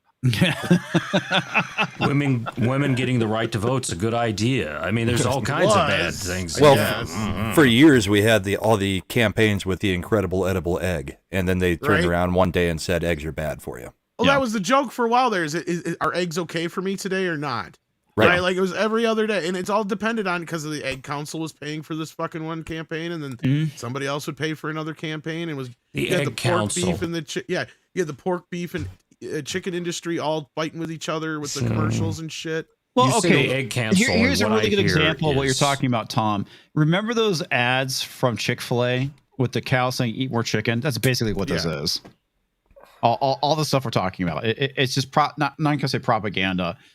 It's advertising, right? What did I do, Andy? The incredible edible egg advertising. They want you to buy more eggs. Whatever. Now they're pushing, the plant-based stuff because, again, they're not pushing it because of the environment or to be healthy. It's because of money in a lot of these circumstances. Right. That's my and it's the same thing with the climate crisis. It's also about money. Yeah. Rob, at one point, the Catholic Church made coffee unholy to drink because it's a stimulant. Well, I'll tell you. Go ahead. I was going to say, was it to push tea or something? I was going to say something. Okay. Yeah, go ahead, Brian. Was I? Can't remember. Was I going to say something? What I would say is that there seems to be an awful lot of people in the West determined to destroy our entire industrial base and way of living, and to send us back to the Stone Age based upon some pretty shoddy, grifting, short-term panic. Well, to Tom's point, follow the money. So where did Nancy Pelosi and Chuck Schumer and Mitch McConnell and all these people that are in power get their money? Where did Hollywood market? Well, China. He's saying China. Where did Hollywood start getting the majority of their money from so that a former wrestler would bend over and take it up the butt from the Chinese when he said something truthful? John Cena. Yeah. Yeah. Whatever. I think whatever. Most of these climate activists who've been programmed by decades of this bullshit, who fly to a city to then drive to a protest and then film it on their iPhone, would be shitting themselves when the lights went out and never came back on again. Do you know how much it costs? If they get their way, right, which is what will happen. Yeah. They will never acknowledge the fact that things like wind turbines end up in landfill. They're expensive. It's expensive to ship them from China. They're full of stuff that can't be recycled. They can't be repaired. The batteries, the lithium batteries, all this other stuff that's so destructive. And who's getting rich off that? They praise it to the skies, and it's making an awful lot of people rich making them. Well, Solyndra, destroying our energy security. Well, and that's kind of why, whether you like him or not, Bill Maher, like he was one of the first people to start calling out some of this shit too with the environmental stuff. Right. Even before some of the other stuff, because he was griping one night on his show about how he invested a shit ton of money into solar panels, and it had been nothing but a fucking nightmare for him to get them hooked up. And he's like, just all the shit that he had to go through to get it done. And he's like, it's a big fucking scam at the end of the day. And you're right, Brian. The type of waste and shit that all these things put out is 10 times worse than anything that we could be doing to the environment. Right? I'm like sure that's okay. Break one of your solar panels and try and throw it out. Yeah, good luck. I'm sure you can't because there's radioactive materials in it, right? And you're going to have to pay somebody to take it off. So all the people that got all those breaks and stuff to put those solar panels on, you are not going to make your money back for the life of your house. Nope. It was never there. It's like buying a hybrid vehicle. I bought in 2008, I bought a Toyota Civic for one of the kids. And I had the choice between a hybrid vehicle and a regular Civic. And I talked to the salesperson. He says, look, you're going to have to drive this hybrid Civic to 300,000 miles before you make up the difference in cost. Wow. And I'm like, well, I'm not doing that. Not that Hondas couldn't at the time. It was before the earthquake. But with a Honda, yeah. So I just bought the regular one. And it it was fine. I was still getting 43 miles per gallon. Am I getting 43 or I'm getting 52? What does that really mean? Because if you were to, if you save 10 cents per gallon of gas by going to a different station, okay, you've saved $1. How much? But you've driven probably $1 worth of gas to get to that station to find the best price. Why? Because everybody wants a deal and all this. We're conditioned for these things. And to go back to the point I was trying to make earlier, what makes this so insidious is that they know they are trying to enslave the masses to follow them. And the money for this stuff is coming directly from China, who has a vested interest to weaken this country from within, because they know that's the only way they can win on the global stage. This is the same China that opens one brand new coal-fired power plant every week. Yep. But you don't see anybody saying anything about that from Hollywood. No. Why? Because that's where they get their money. Well, one thing that, well, I don't know. I kind of feel like they've bought into this crap way before that. Maybe China was mucking with things back in the 90s, but they've been pushing the environment shit since then. China's been mucking with things since the 50s. But at the end of the day, this is another one. Okay, so did I already get this one? No. So make it aspirational. They list like Wall-E and some other stuff. Embrace humanity and nuance. The one thing I thought was pretty funny was this paragraph. In navigating major cultural shifts and compromises, we must depolarize the issue and see one another's humanity. Can your story urge us to be more interconnected? Can people with different perspectives align over common needs? Can it make center community? Can it center community rather than individualism? Oh, fuck them. Yeah. Sounds like collectivism. Right there. Yes, it is. So, that is a big thing they're pushing right there is collectivism. I don't want to dominate this conversation, but this is an issue I've been into for a long time. The very premise of how we produce the energy has now been, we're arguing about how it's produced. We're not talking about the enormous elephant in the room, which is the demonization of carbon dioxide and carbon. So that demonization has been that was a very deliberately chosen element because it's so vital to life. Yeah. So they're saying, well, you have to have an electric car because carbon dioxide. Well, actually, no, because we're in a carbon dioxide drought in this era. We need more carbon dioxide, not less. The whole planet turns more green with more CO2.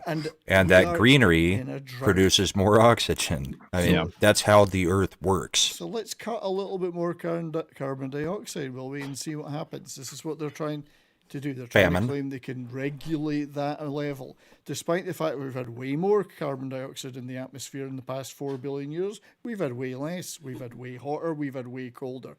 Mankind appearing and churning out a little bit more CO2 in the last couple of 100 years is not the factor that they claim it is, and it's their computer models that continuously try to claim it is, and they write out things like the medieval warming period. Oh, that didn't exist.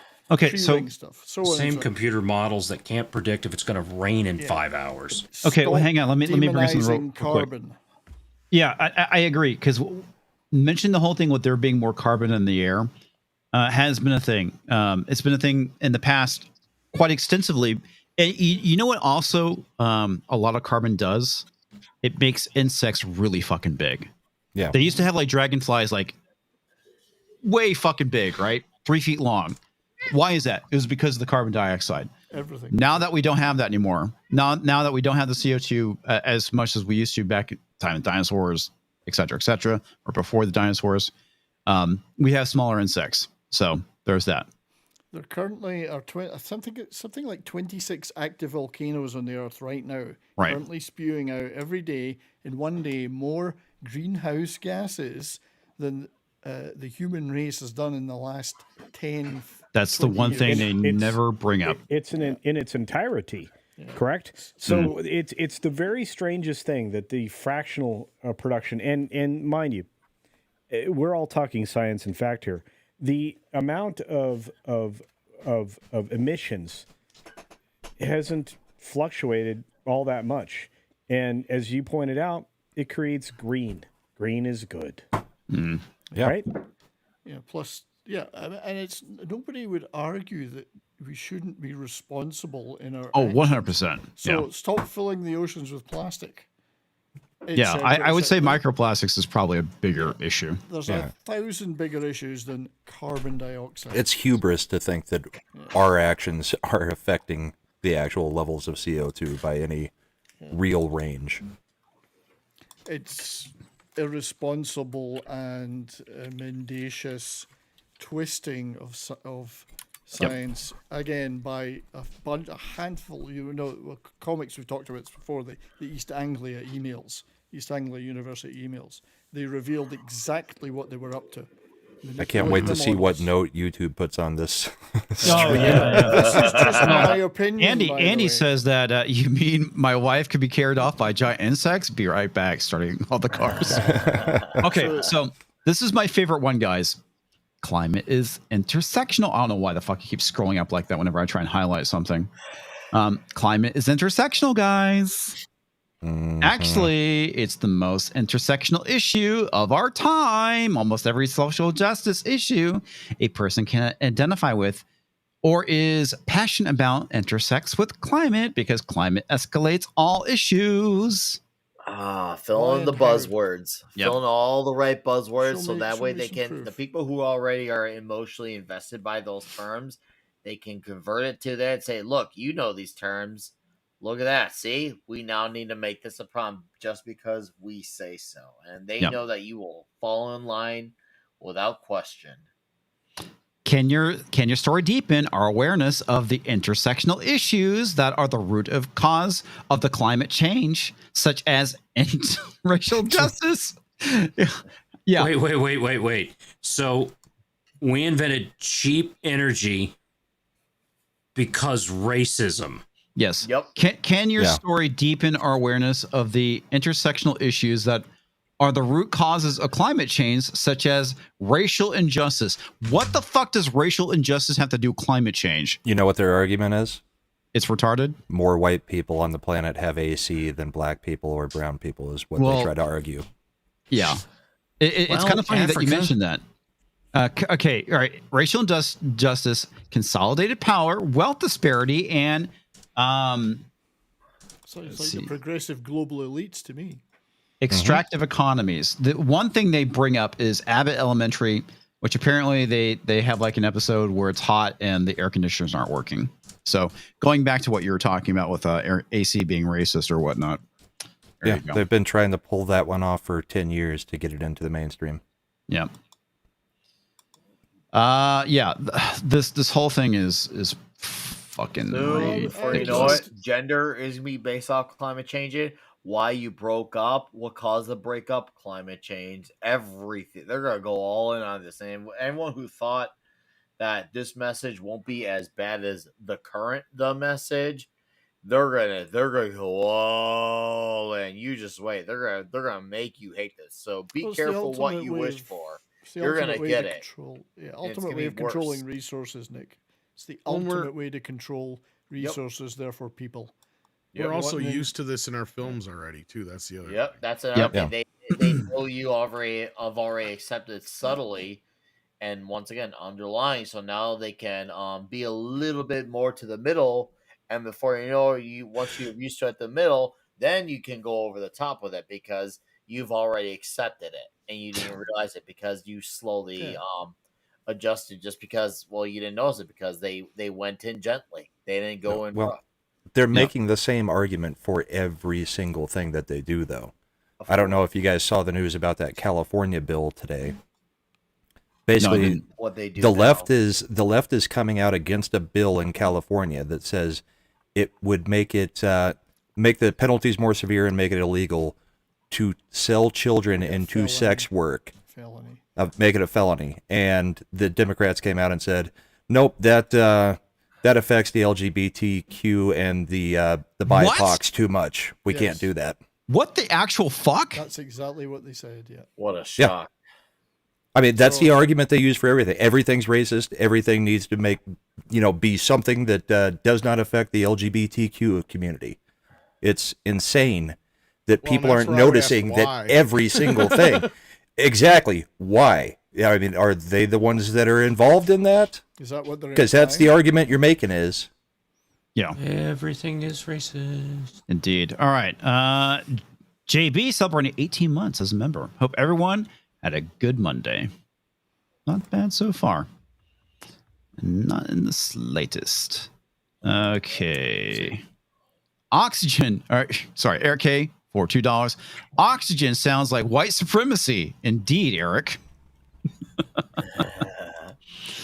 Oh, man. Their next argument is going to be, if they haven't made it already, that underprivileged individuals like Black and Hispanic folks live in worse areas than white folks, closer to other things like factories and such, so their breathing air is not as good as white folks.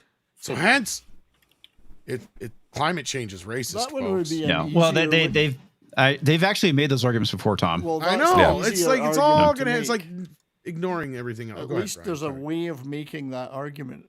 I think, given that poor people in general have always lived next to factories and because that's where they've been. Yeah, working. but my point is that's where their jobs are. Yeah. Poverty doesn't give a fuck what color you are. No, it doesn't. And this is what pissed me off today about seeing coal miners. Yeah, about seeing some chick online. She's like bitching about the typical shit that kids bitch about nowadays. The 20-something-year-olds about how rough they got it. It's like, bitch, you're working at Walmart. That's problem number one. Yeah. Okay, get a better fucking job. Okay, because I had the same problem growing up. Look, you work a shit job like Walmart, Taco Bell, whatever. Guess what? You're gonna make next to fucking nothing. And you're going to struggle just like every fucking body else. And I had like a half a dozen people going, well, you don't understand the struggle and things are going. It's like, are you fucking kidding me? Do you know what inflation was like after 9/11? Do you know that there was 1 week at least alone, if not multiple weeks, where when the gas prices hiked up to like $4 in 2001, 2002, where I was lucky to have $30 left out of my check at the end of the week because the rest of it went for gas just to get me back and forth to work? I was delivering pizza. The gas there you was go. killing see, us. Oh my God. Yeah. See, and that made everything else go up. Remember, guys? Like you guys are old enough to remember. Mm-hmm. Some of these other people, it's like, no, you guys, every generation has their struggles. Right? Yeah, the Gulf War really fucking spiked gas prices. If a guy in construction sees that he can flip burgers at McDonald's for the exact same pay and benefits, well, he's probably going to go there because it's going to be less stress on his body. He can come back to his family and not have to go to bed right away because he's beat from the day, and he gets the same pay. What's the point of those jobs when you can make places like McDonald's, which are supposed to be just basic jobs where you learn to have people skills outside of school, where you learn to work with people who are different than you, where you learn how to interact with the rest of the world rather than just your social circle that I was just going to say, I'll let y'all on a little secret. Walmart's, Taco Bell's, Burger King, McDonald's, all these places are structured where you can work there, but you can never afford to eat there. Guess what? It's always been that way. Yeah, that's it's been always been that way. Tom's complaining about how tough it was to spend $30 on gas to go to work. He was spending $6,000 a month on DVDs. No, you misheard me, Brian. $30 was all I had left to spend on fucking DVDs after the gas. Yeah. No, the gas took like $200 for the week, right? Like that was the thing. Yeah. Did we get the Rumble rant? No, I'm getting to it right now, which is from Mod Eric. Lady who escaped North Korea, Hollywood wants to do her book. They would only do it if she made China the hero. In her book, she explained how they took NK into slavery, organ harvest, sex slavery. North Koreans. Okay. Yep. Damn. Yeah. They want to make China the hero. Fuck well, and off. I get it. Rent is high in some places. But guess what? So it was when I first moved out. Yeah. That's why I had to have roommates because we couldn't afford a $600 apartment. No, especially when you're making $5 an hour, either slinging pizza or burgers or whatnot. And I had a discussion with my landlord the other day because I had to try and because he hiked up my rent again, and I tried to talk him down a little bit. But that's the thing is he's not wrong about certain things he was making point of, and that is like the rents are actually pretty low right now compared to what they should be. Like if you look at any bigger cities, like it's really, and I told him, like, yeah, I totally understand. I'm not, arguing that point. It's just like, right now, $100 for rent, that $100 is a day or two's worth of food now, Yeah. Oh yeah. If you're lucky. Imagine if you were on lucky, yeah. Social Security. Expensive. Yeah. If you were retired and on Social Security and all that stuff. On a fixed income. Be on the fucking street. And that's what I also hate when I hear somebody bitch, oh, I work 40 hours a week at Walmart and I still can't make ends meet. Well, guess what? There's another 20 hours you could work somewhere else probably. Because I did the there's same another fucking 20 thing. hours. That's I had another two or three fucking jobs at the same goddamn time when I was a kid when I could get off, just be able to live hoeing on a just like corner 5 you're doing, hours too. of sleep at tops. Yeah. The That's whoring, another good you thing. suck enough cock, you can make plenty of money. All right, Title World 22 says, look up the McKinsey study on DEI that was used to justify all the corpo programs. The Federalist had a article back in April about it finally unraveling. Yeah. Interesting. And I actually covered this already, and I had other people covering it as well. But speaking of retiring, I am retiring from the show because I gotta go. You gotta go to bed? Yep. Yeah, you said that about 15, 20 minutes ago. Yeah. Oh, okay. I've been largely ignored. There was a lot of ranting going on and everything else. So I was just going to let you guys, go on and on and just say, don't live by the ocean if you think all of this stuff is real. On that note, do check out my channel, Culture Casino. I have, I'm here and I'm on the Green Machine. I'm on X. I'm everywhere, including a brand new channel called That Game Place, where this guy, Comics Division. Promote this culture guy because he's progressive and showing pride on this gay place where he talks all about his pride and gayness and he's brave and stunning. And It's true. Chocolate ice cream is the best. It actually is. But anyway, do check that out. And I appreciate each and every one of you. And and come by my channel because I need the money. I've got a great video coming out tomorrow morning in a premiere, whatever they call it, about the embarrassing Acolyte numbers. Because, wow. On that note, have a great day, everybody. See you. Cheers, buddy. Night Culture. Peace. Love you. He's back. I'm still waiting to be. Are we punching him? I thought Talks hit the thing, but I'll hit it. Playing. It's Jesus playing. Christ. Okay. You mean he's not a Sasquatch? Is it? Something's playing. It did play. Okay. Is it just sitting at Culture now? Oh, fuck it. I'll just transition over. No, it's not. You heard it there. Ian's transitioning. Well, Indeed. the thing on DEI unraveling, I had tweeted out an article that had come out earlier today about Chipotle. So they just changed, they're not doing DEI the way that they were. Instead of it being your management gets bonuses for making the workplace more diverse, now they're getting bonuses for retention of diverse people, which means we can fire the white people and then we get a bonus. So that's the shift and phase they're going to. Yeah. Wow. That was in the Disney thing too. Remember, Brahma? You hire the newer diverse worker, and You don't even have to. All you need is your retention. Well, but the thing is, you could also hire them, and they're going to be a lot more impressionable and a lot more desperate. And they can say, okay, well, since this is not the veteran worker we had, we can pay them cheaper. And they will take it because they need the job. So they will take advantage of that diverse hire right off the bat by paying him cheaper. Yeah, chances are they're all making the minimum wage at a Chipotle either way. Yep. If you want civilizational collapse, this is how you get civilizational collapse. Well, it's kind of funny that you mentioned that. I got this from one a while back. Aaron's pretty on point. They don't want us back in the Stone Ages. They want us back in the feudal ages with them as the aristocrats that control every aspect of our lives. I've been saying that for a long time as well. That's the normal model for mankind, and they want it back. We've lived in this very narrow period in history of freedom, prosperity for ordinary people, and they want that gone, and they want everyone back in that little feudal box. Yeah, I don't think you're wrong in the slightest. Eric K for $5. China has one coal plant alone that puts out more pollution and carbon than all the Western world combined. Yeah. Yeah. We've definitely made great strides in having clean energy when it comes to coal, and we're basically flushing that down the toilet. Eric K for $2, and now we'll actually show CO2 drops too much. Lower plants will stop to live. Yeah. Yeah. The adverse of what I was saying earlier. Yep. They also have an extremely imperfect view, because we've not been studying this for thousands of years, of just exactly how the Earth's climate cycles work. So these scientists say, oh yeah, we've got that all sussed and we're putting in too much of this and this is going to happen. Every prediction they ever make never comes true. That's why they delete them. But they don't. They'll change their argument when they do. They But change, look, we made progress at this. We made progress at that. Well, Culture likes to play this one clip from, I think it was Nova, where you had Spock saying that the world was going to freeze. Oh, Leonard Nimoy said that. Well, yeah, it was global cooling, then it was global warming, then it was global cooling, then it was global warming, then it was global cooling.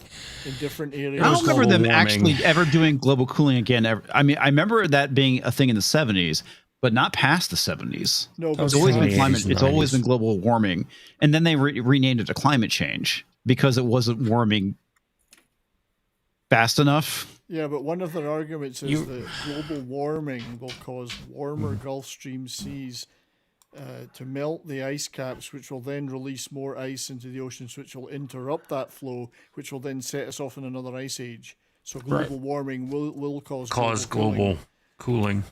Yeah, so they mixed the argument, and then they went cooling. Then you had the day after tomorrow, all that stuff. So it's been switching back and forth and doing things since the 50s, really, with that. And it's as they've been trying to do their predictive models with weather, and they realize just how wrong they are with those.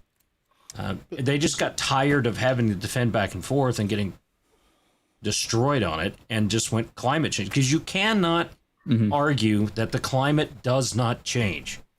At some point, Egypt in the Sahara Desert was a paradise. Antarctica. It's the man-made part that we take issue with. Yeah. Well, I mean, if you listen to Graham Nolan and all that stuff, there were civilizations much bigger and much more advanced than ours previously throughout history. So, I think you hit on it, Brom. There's a hubris in there to think that the man-made, woman-made, people-made, cis-made, whatever you want to say, stuff that we do that puts up in the air is going to have any real impact compared to the sun.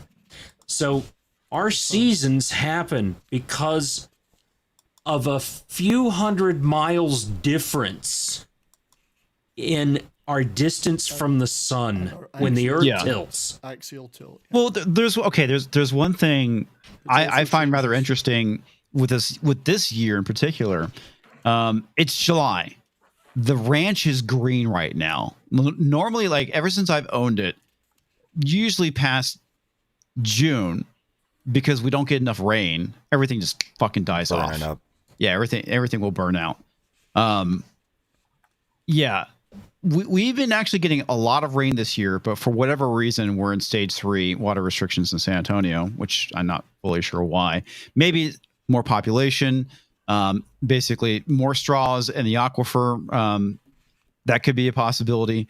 But we've had a very wet year this year. Like I said, the ranch is never green in July. Never. And I mean, will it be by the time we hit August? We'll see. We have this lovely hurricane that's going on right now, which has been dumping a lot of rain over Texas. Maybe we'll get some more tomorrow. Who knows? But typically when Texas gets hit with hurricanes, we tend to get a lot of water. And we have been in the past in a pretty massive drought for like over a decade. That happens. I mean, going back to the whole thing with the environment and the climate shifting a bit because of certain weather patterns. We have El Niños, we have La Niñas, and they fuck things up.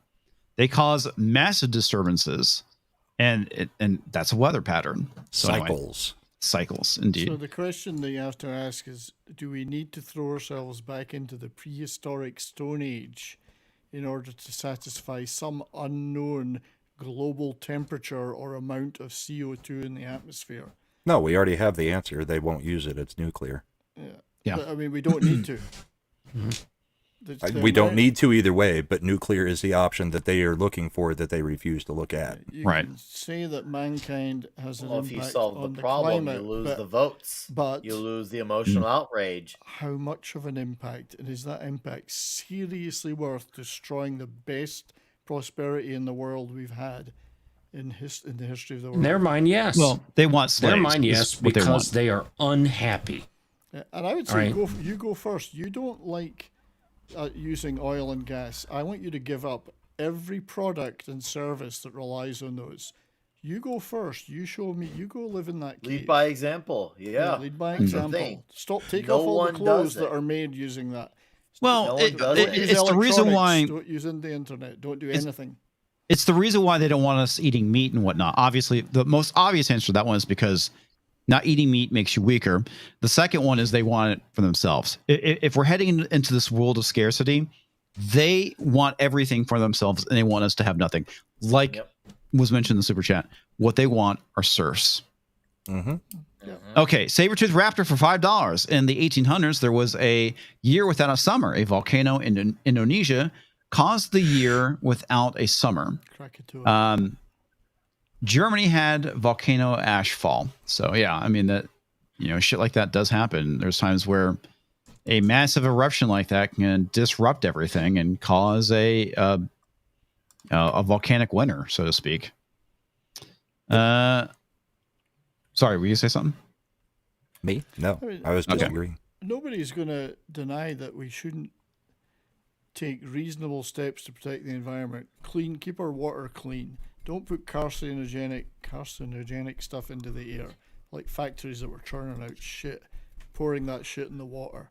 Microplastics you mentioned. There's a whole host of things we can do and should do.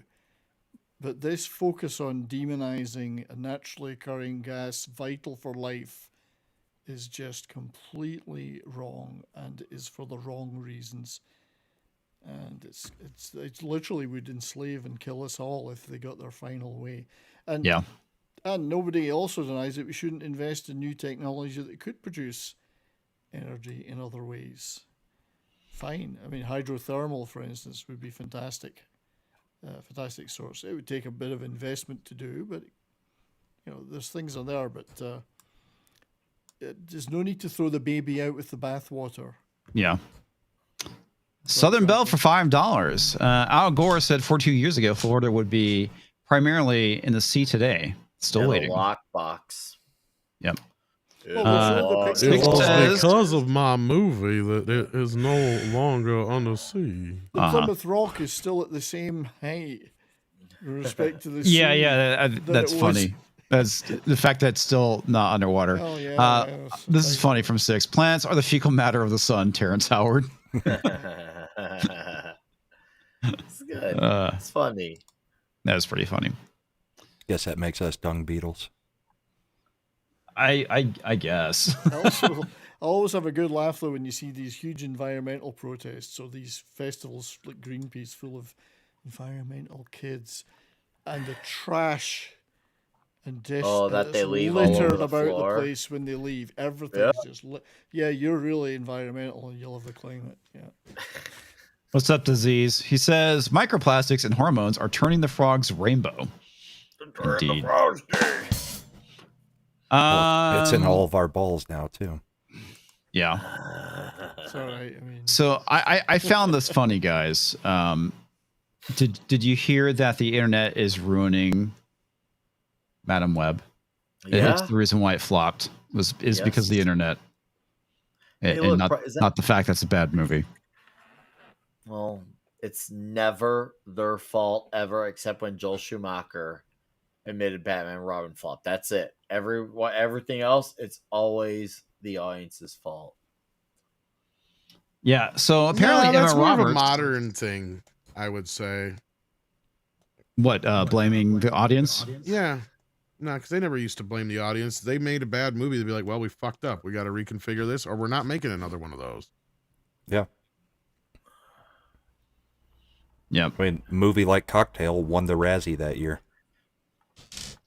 Cocktail. I've never seen that movie. I have no idea if it's even good. I love that movie.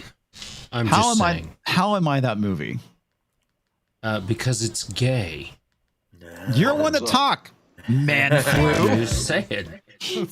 Okay, Emma Roberts blames internet culture for Madam Web flopping. It has nothing to do with the fact that there's superhero fatigue. It's an awful movie and word of mouth and all this other fun crap. I mean, yeah, that totally doesn't play into it. It's internet culture, guys. Character hardly anybody had heard of, normie wise.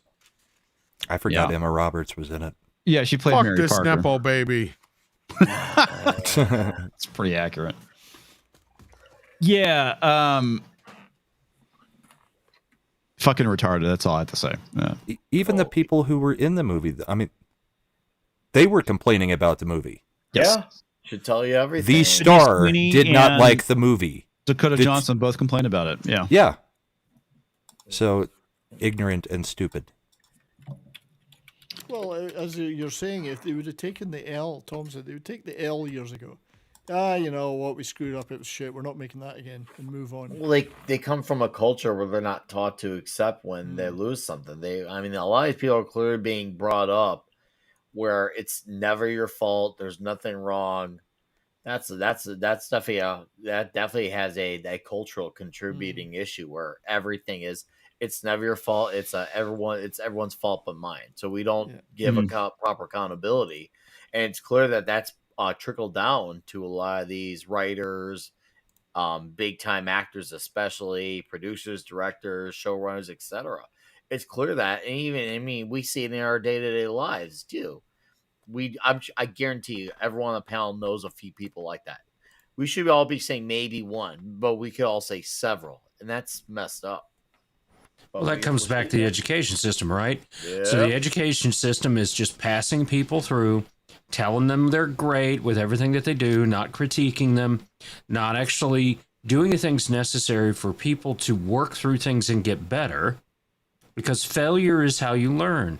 And where does that come from? Where is the money coming from that's been flooding into our higher education systems to feed their pensions that they need to give to these people that have tenure? China. It all comes back to the same place. I was going to say student loans. Well, where do you think that there's any real money happening with student loans? That's a giant shell game. There's nothing there. No, it is a giant shell game. It's basically ripping off students. That was my point. Right, but what was pushing in the 80s, early 80s, mid 80s, and early 90s, the Chinese government started sending a bunch of their people to these universities, especially the higher end ones. Yes. And started donating and giving to endowment funds and things like that, and sponsoring teachers and sponsoring internships and things and stuff, all of that. So, yeah, I mean, wake up. We lost to the Chinese already. Okay, I'm going to push back on one thing where I'm honestly going to blame parents and not the schools, partially because bulldozer parents are an issue. That plays a huge factor into it. And again, it feeds into the issues with schools as well. It's part of the whole problem with the I'm not going to say No Child Left Behind. I think that plays into it as well. That was a horrible law. It definitely does. It was. But there's a lot of things that play into this. It's not just one singular thing is ultimately the issue. Domino effect. It is, and it's like playing whack-a-mole with all these problems. Everything basically has, it's not one single thing that has culminated into the disaster that is our culture and our entertainment. It's a bunch of different things. One thing I did forget to mention with that article, did you notice that because they had intersectionality in it, and they were talking about all the intersectional points, the social justice aspect of entertainment is not going away. It's just going to be merged with the climate change shit. Ooh. Yeah, we'll just get extra messaging. Yes. Yay, extra messaging. Teaching to the test and not teaching critical thinking, I think, is one of the things that has gotten us here, and one of the reasons why there is nobody who can write a story for any of our entertainment because they can't critically think. And that's my point, Disease. Exactly it. The main problem is the parents not taking any interest in their child's education. Well, that and the bulldozer parents. It's a contributing problem. Yeah. It's not the root cause. No, it's not the main problem. It's one. It's definitely a unfortunately another major significant contribution. Well, the reason why I blame parents is because of what Disease said. You are responsible for your child's education. And I get the fact that if you're poor, you're going to have limited options, but you still have options.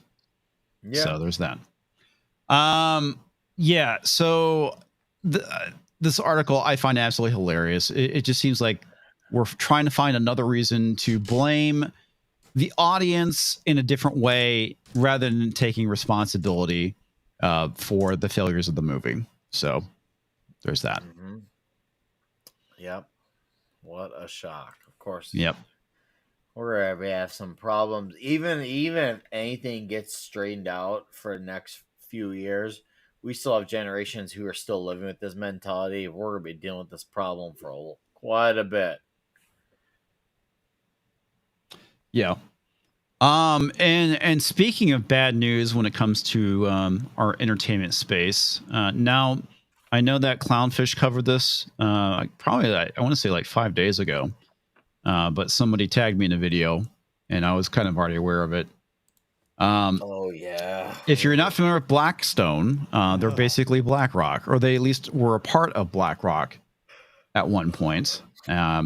And they have spent 1.7 billion to acquire one of Japan's largest e-manga sites, which means that they're probably going to start having a say in manga now, which means that manga and anime are probably going to be ruined just like Western entertainment. Yes. Yeah, good times. Good times. Nowhere is safe, guys. This is the thing that sucks about it. And there's not much that we can do other than not purchase it when it goes woke. We've already seen this with the localizers getting woke and slipping stuff in, which is completely unnecessary. But yes, Blackstone will purchase the majority stake in Infocom from Trajan and launch a trend offer for the remaining shares of 6,000. Basically 6,000 yen each per share. Wow, that's crazy. Mm-hmm.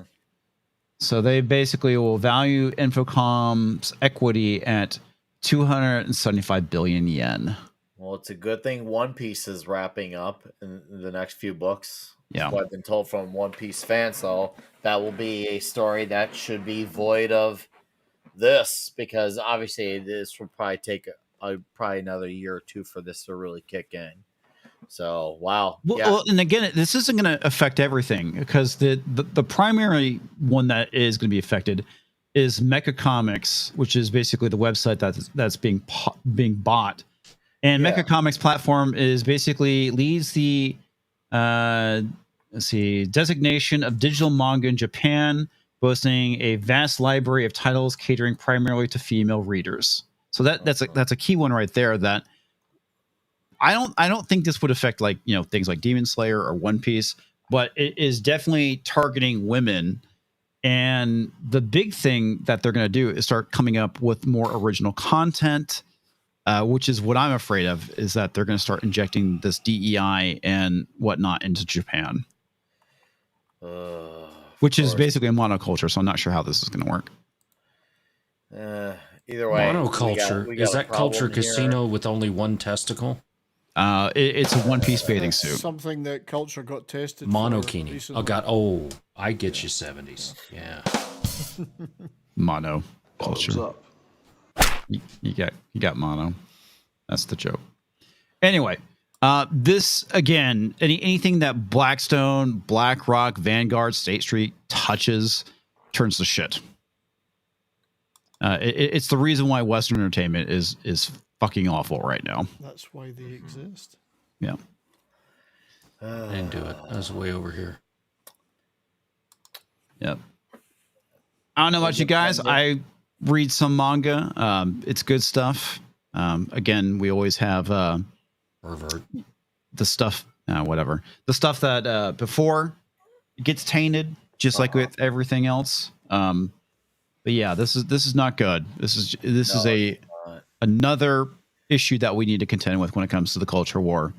Hopefully, Japan is smart enough to push back on this stuff because it's Will awful. they though? That's the thing. I don't know. That's the thing. You never see, like, outside of the tractor company, you have not seen any one big company go against these things. It wasn't until that company from last week or 2 weeks ago actually said something that was direct and acknowledging the problem. Every single other thing has gone all in further.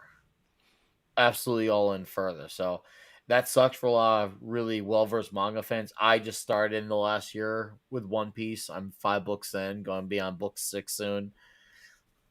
And man, that's like, wow. It couldn't just be the one thing that been left untouched. They never leave anything off the table for them to go for. And another reason why independent entertainment is very, very important. Mm-hmm. And this is another, on top of it all, why it makes the chances even greater. And not that they were great to begin with, and I'm talking about greater in the lesser sense, that these things are not going to change. Do not be in this idea, and I'm not saying that to be pragmatic. I'm just saying you got to come to grips with the reality that this stuff is all done for as far as quality stuff overall. You got to seek out independent entertainment. If you're someone who doesn't really want to seek out new things, you might as well just go backwards then. Because this stuff is done for. It's donezo. Yeah, sadly, that seems like it's going to be the case with all of our entertainment, which is what sucks. Because we used to have safe harbors, and we don't now, because they are. I mean, that's ultimately their goal, right? They want to make sure that no matter where you look, you see the message, that you're constantly being bombarded with it, and it's a form of indoctrination. Right? There's no way out from it, is what they want. They want absolutely no way out. No way Sorry, out. she just like stuck her foot like right in my side and full claws. Yeah. All right. The prison planet is what they want. So. However, yeah. Sadly, that seems to be the case. Remember, the crowd who said pronouns are not a big deal are still giving Az flack for it 10 months later. But it's not a big deal. That's right. What are you worried You can about? all have your opinions, whatever you want, on whether Az overreact or not. But the thing is, it is factually proven that he proved their point when they said it wasn't a big deal. And here they are still going up to this very day. Well, there was one thing I thought was interesting that was mentioned on Tim Pool's show today. It's like they have these stages, and we're kind of seeing it right now with what's going on with our election. That's not happening. It's a lie. And then as things get exposed, they're like, well, it's not a big deal.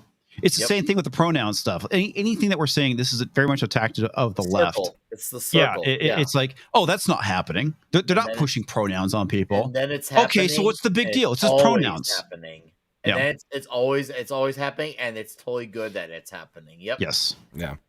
Well, just look at the stuff that's happened over the last couple of weeks. The pivot in the next few days from the side that still wants to keep a certain person in power will be, we don't elect a president, we elect an administration.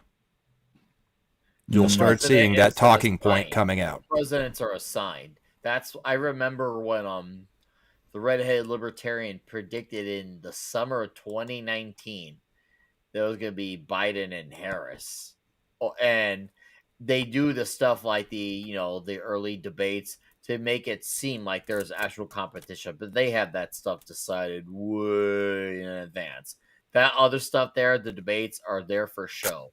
Hence, because Tulsi was not part of the show, that's why they removed her ads on Google, because she wouldn't play ball. And then she ended up leaving the party. So, yep. Rolling the red shit for $5. Getting gay with Ian K and climate change. I have to keep this fresh in your brain, so you will get talks next year in Vegas. Screw climate change. Also, Mark D with a C became a member. Thank you, Mark D. Yeah. Also, Dearest celebrating 8 months as a member says, No Child Left Behind did a lot of damage. The aftermath is how we got woke. Infiltrated schools. Yeah, thank you. Woke infiltrating schools. Also, the need for 2-income families. Yeah, well said. We've had the need for 2-income families a lot longer before that, but it certainly doesn't help. That hurt the black family the most because they were leading the way with the nuclear family at one point in time. They definitely were the ones who were really affected about that because now they made fathers optional for them the most. Indeed. Yep. Joseph celebrating 11 months as a member with no comment. Speaking of fathers, I was very shocked when I watched Despicable Me 4, and I was very shocked at how they had a really how pro-dad it was. Father-son dynamic in the story. I did not expect that at all. Like, I was expecting it to just be a fun, entertaining kids movie. Sometimes there's some serious stuff in them, but nothing that reliant. But this movie is pretty reliant on it. I'd say it's actually even arguably part of the main story of Gru's arc of him growing as a character. I was like, wow, they really are going this route. Such heresy.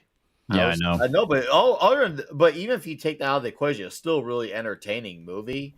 But man, that was like, wow, this is actually nice to see. Like, I'm like, Illumination made this happen. Tell all the dads. Tell them all. Yeah.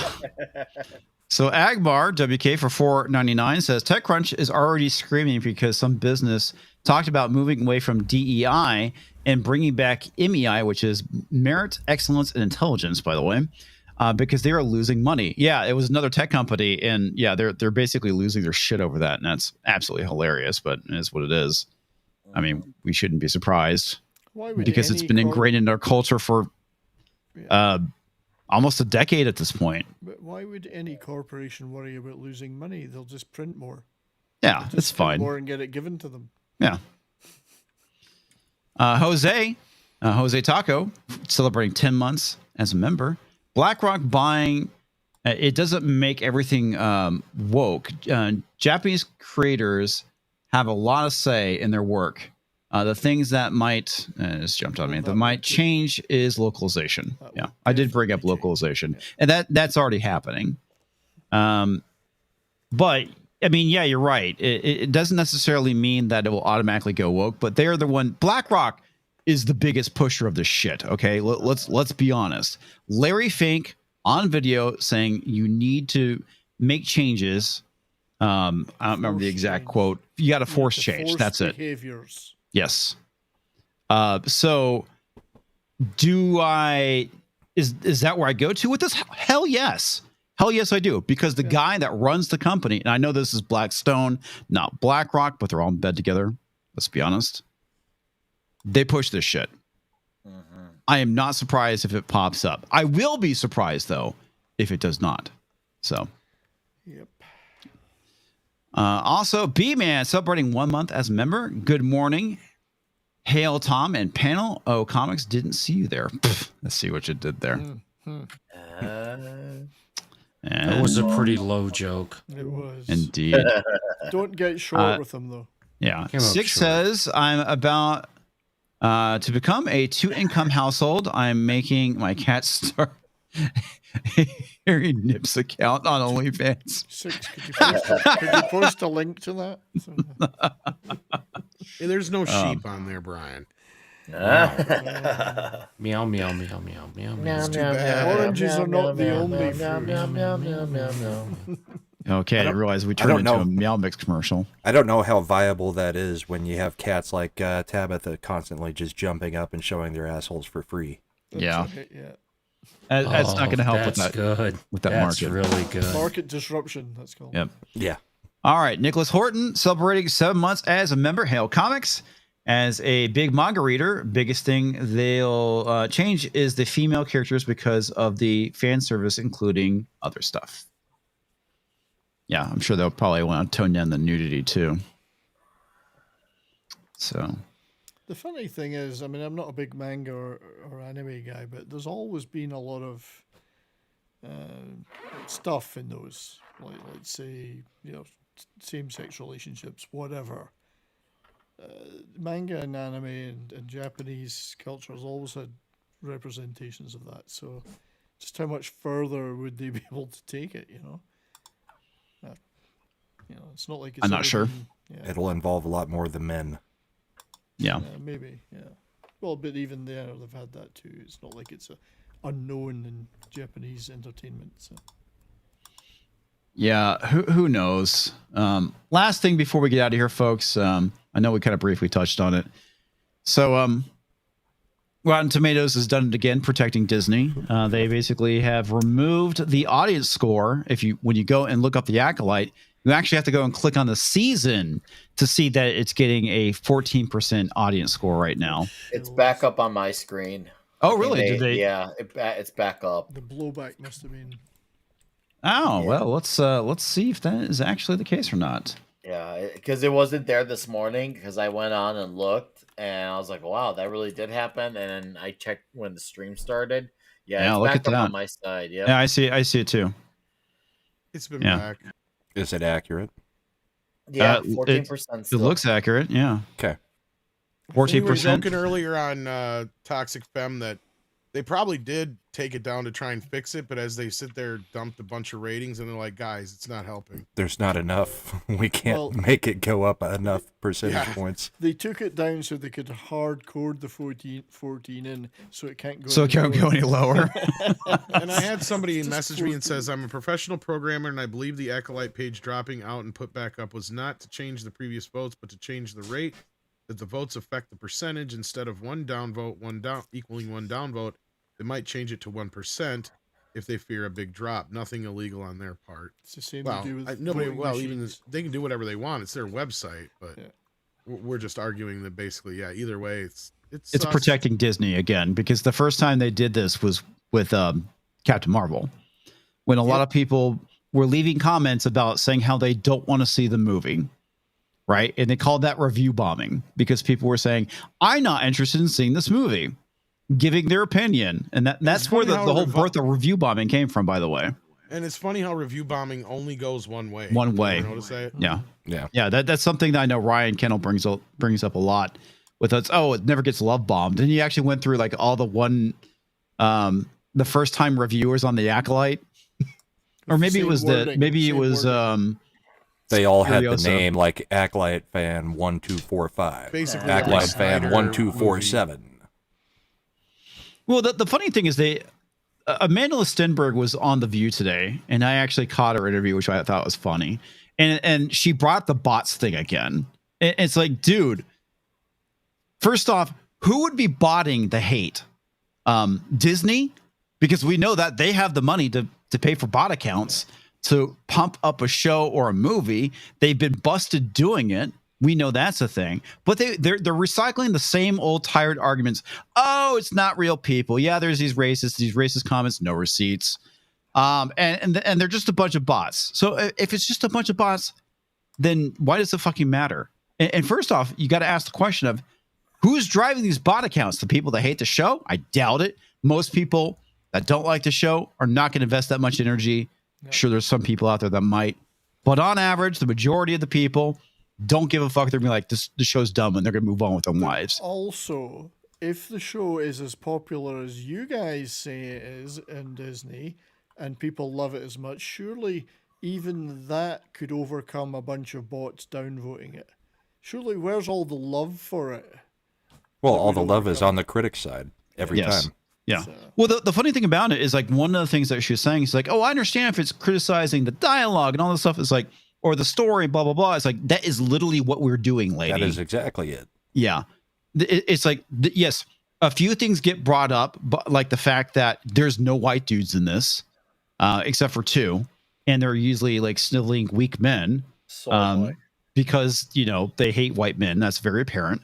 And the fact that, what's been criticized, the lesbian space witches, because that was fucking retarded. The fact that Amanda Stenberg can't fucking act. She looks the same in fucking everything. She's playing two parts and they act exactly the same. You got a great actor from Squid Games and the guy could barely speak English. Despite that, is probably the most charismatic individual in the show. the fact that the plot is dumb, that the fact that everybody called who, Darth Zipperface is going to be, all this stuff. The show is just awful. With it. Yeah. But yeah, it's because of racism. That's the key issue. It's because of all the racism against the Star Wars. Yeah, well, it's the same fucking song and dance they whip out every time they knew their show was going to fucking bomb. Yeah, Rings of Power, Wheel of Time, Acolyte, all of them. Same thing. Same review levels, too. Critics love it. Audience hates it. Yep. Absolutely. The one thing I thought was pretty funny is trying to remember who I was listening to. Oh, no, I think it was Gary's video today. I was listening to. It's like if she put that much energy into her diss track as she did into her acting with the Acolyte, the show might actually be better. Well, what is Hot D sitting at right now? House of the Dragon season 2. As far as like Rotten Tomatoes or yeah. No, compare a good show to a crap show right now and see what it looks like. Okay, let's do that. Oh, it's fucking night and day. This show is like far fucking superior. And here you go. Look at that. 90% critic score, 87% audience score. Ah, look at that. Also a show that is female-led and has diversity in it. It's as if telling a good, compelling story is what is actually fucking important. And it's shown more dick than tits. So, yeah. So, man, Bardigan's got to really be loving this show then. Yeah. Mm-hmm. Actually, yesterday's episode was definitely the best episode of House of the Dragon, and it's up there on Game of Thrones overall. It was awesome. If you haven't seen it yet, you got to go check it out. I need to go check it out. Let's see. Corbin Dallas says, for me, Deadpool movie is coming out at a time when I don't trust Marvel. That was all the way back at the beginning. Yeah, that was all the way back. Sorry, we did highlight that one. We did? Okay. All right.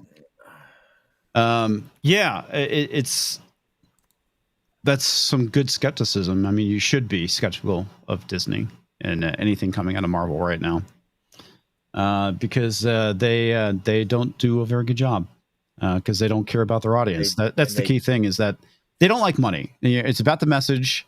We all know that they've been pushing certain demographics that they want to attract for these shows, rather than the built-in fan base that they have. The Acolyte's a perfectly good example of what we're talking about when it comes to the fact that they literally want to chase away old school Star Wars fans. Yep. And hope that they can replace you with the audience that they want. Yeah. And they're gonna learn the hard way that even if they even get a percentage of it, like if we had to pretend that the audience exists, because I reject that it does, but let's just say that it did exist, they will get not a lot of them. Like out of 1 to 100, probably less than 20% will stick around, because once again, these are not reliable people. These are people who are in it because it's the talk of the town conversation. They want to feel like they're being included and feel like they're being a part of something. It's that FOMO, the fear of missing out. That's why they're there. And as soon as that thing is no longer popular, they will jump ship to whatever is a thing that's considered at the time. They're followers, they're tourists, follow the laser trend hoppers. Yeah. They are not a reliable demographic. They have their place in the world. Sure, I'll even concede that. They have their place in the world. But geeks and nerds, they will buy Star Wars stuff and Star Trek stuff when it's not good. Obviously not to a point where it's this level of not good. But at a point in time, let's just say the prequels.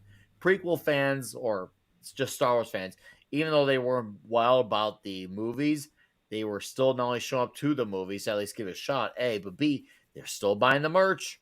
They're still talking about it. They're still speculating, theorizing, still buying the comics, the video games.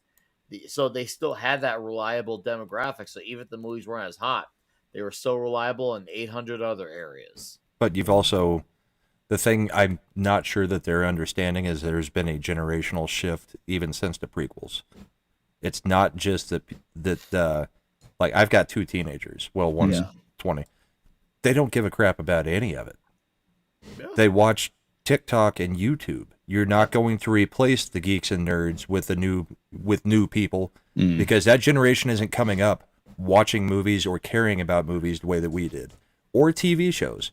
I mean, sure, Stranger Things, when it becomes a phenomenon, they'll watch it for a little while, and then they don't care again. It's not like they're going to rewatch it 1,000 times. They're more likely to go back and watch The Office over and over and over. Yep. It's easy. It's easy to digest, and it's one of those things where they can tune out, look at their phone as they're about to pass out. It's not something where they go deep into lore. Think about, hey, who's the janitor on the Death Star type of thing. They don't have those odd type of conversations that people like us do. They don't look for odd references, obscure stuff. They don't do it. Once again, there's nothing inherently wrong with it, but it's just constantly bring up. They don't watch movies. They have a movie on while they are on their phone doing their usual phone stuff. It's not a demographic you can rely on long term. Well, okay, so... And I don't want to say that's particularly just the young generation. That's not... Sorry. No, it's not. It's the TikTok brain is a good chunk of it, is what I'm getting at. There, but there's still millions, and yes, millions of youngsters who are still going out there reading and enjoying other forms of media, even outside of TikTok.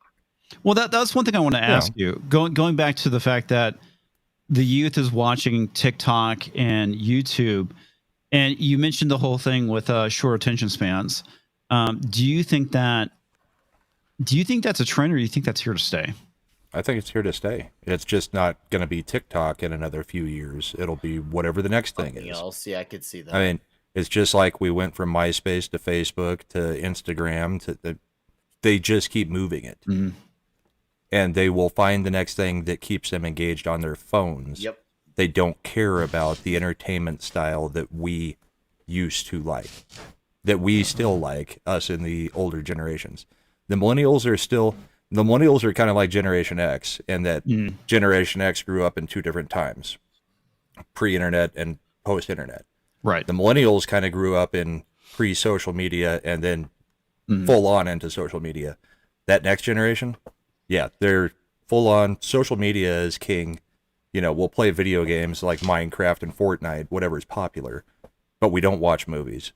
We'll have TV shows on in the background. Hey, it's all full Demolition Man, mate. There'll be 30-second jingles. Will be their music that they listen to. That's kind of where it's getting to. I mean, you have whole medical diagnoses of people having weak necks now because they're constantly staring down. I mean, whole generations are coming up with, neck issues where they're permanently getting their neck stuck in this position. That's how bad it is. They're looking at their phone constantly. Because they're always looking at their phone. They never sit up straight because they're always looking at the phone. And we do it too. I mean, we're just as guilty. But we still have other forms of entertainment that we prioritize over, Facebook, Reels, YouTube Shorts, or TikTok. We watch long form a lot more than they ever would.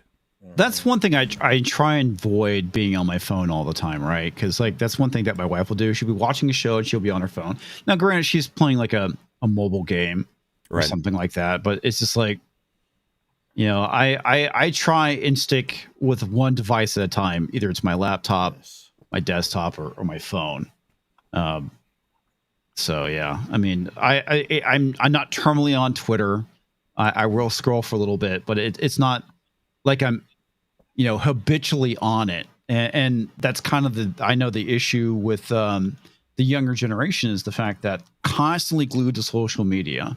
It's like there's a bunch of other shit around you guys. As much as I love looking for stuff and, finding funny stuff on Twitter. It's the addiction to the dopamine hit. Yeah. It's the I got a like, or how many likes did I get?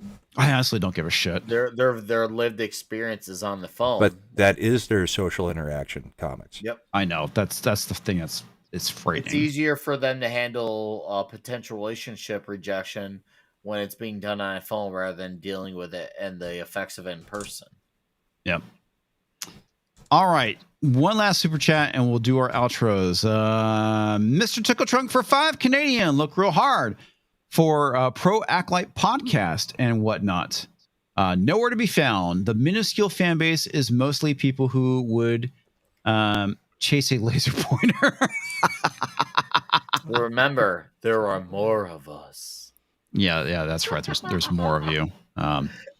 Mr. Tickle Trunk for 2 Canadians. Social media gave us a klutzy B personality crisis. He means cluster B. Cluster B. Cluster B? Cluster Okay. B. What's Narcissist. That? Oh, got it. That makes sense. Socially inept and narcissistic leaning. Wow. Yeah. It's a frightening world. Oh, yeah, memes. We'll get some memes real quick. Since Robbie did some. Yes. I'm still here. Oh, then get the memes going, man. You've been so quiet. I thought you had a heart attack and died. You guys pissed me off, and I'm tired. So Oh, there you go. He said time to go at 9:58, so that was 30 minutes ago. Yeah, it's 11 o'clock. It's time to get the fuck out of here. None of what you talked about really mattered, so that was awesome. When does it ever? It never does. That was just great. All right, well, let's end the show then. I'll roll the credits. How's that? Oh, well, if you want to piss off the memers, you go right ahead. I don't know.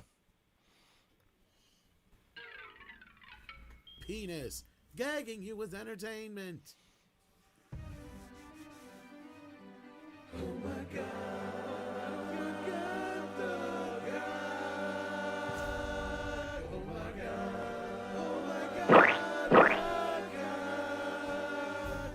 It's so big, it's so hard now, so hard now. Oh my God, the cock. Oh my God, the cock.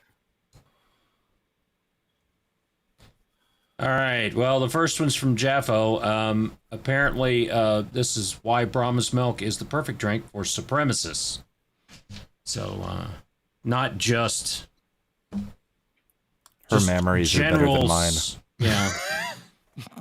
Just general supremacists. So it doesn't matter what color you are, just as long as it's general.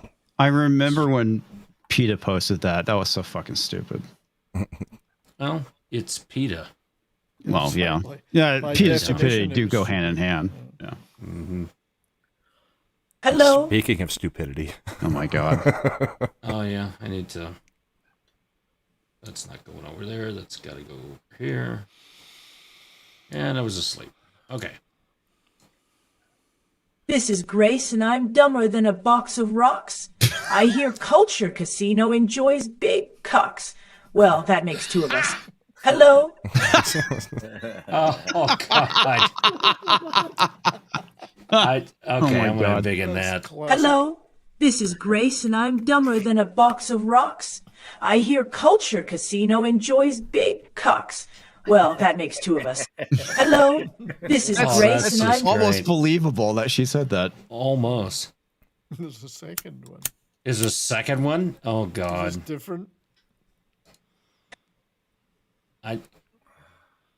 She's on like a 42-inch monitor in front of me. This is... Hello?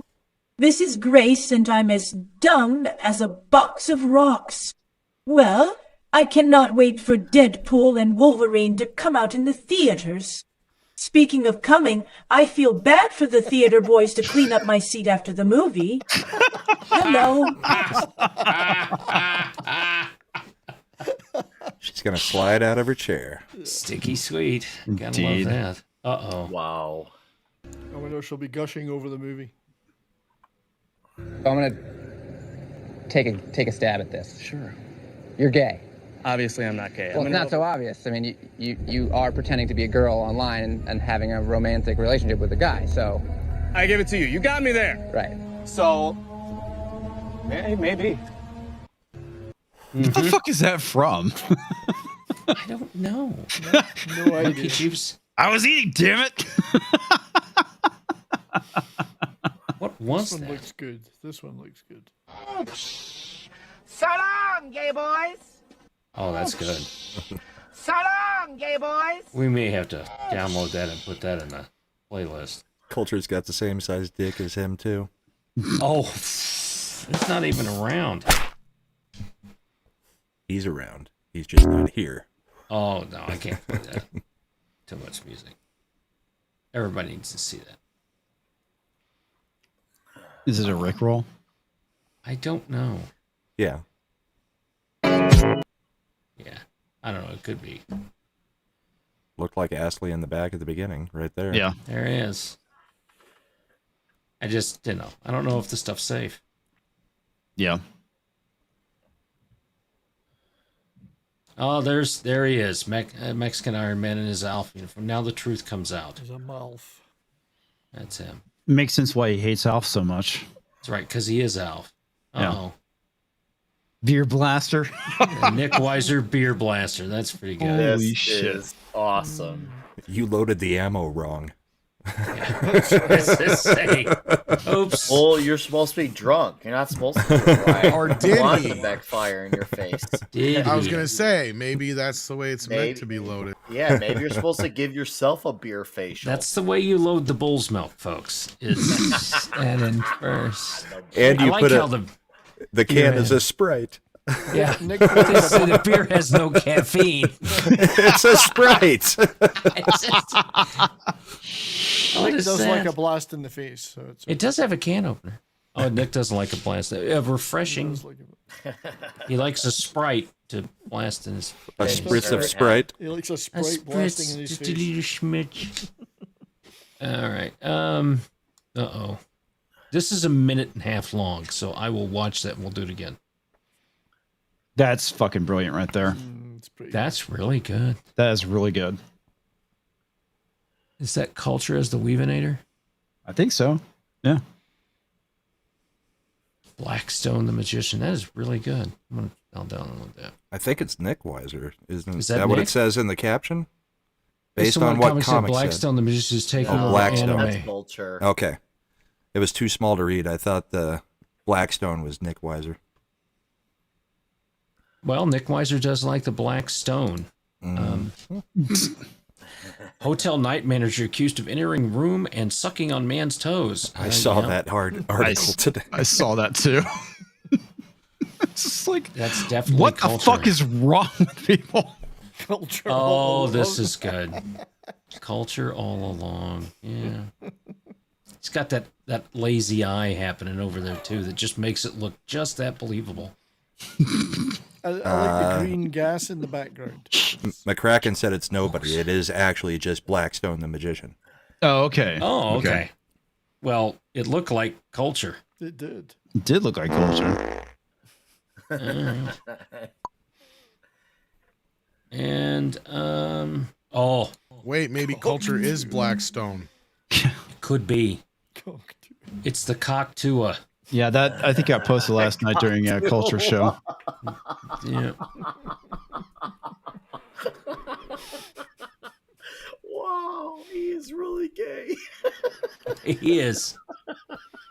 CC Bottom. There you go. Just as easy. So I don't get it. CC's all three of them. ZZ Top, CC Bottom. CC Yeah. He's all three.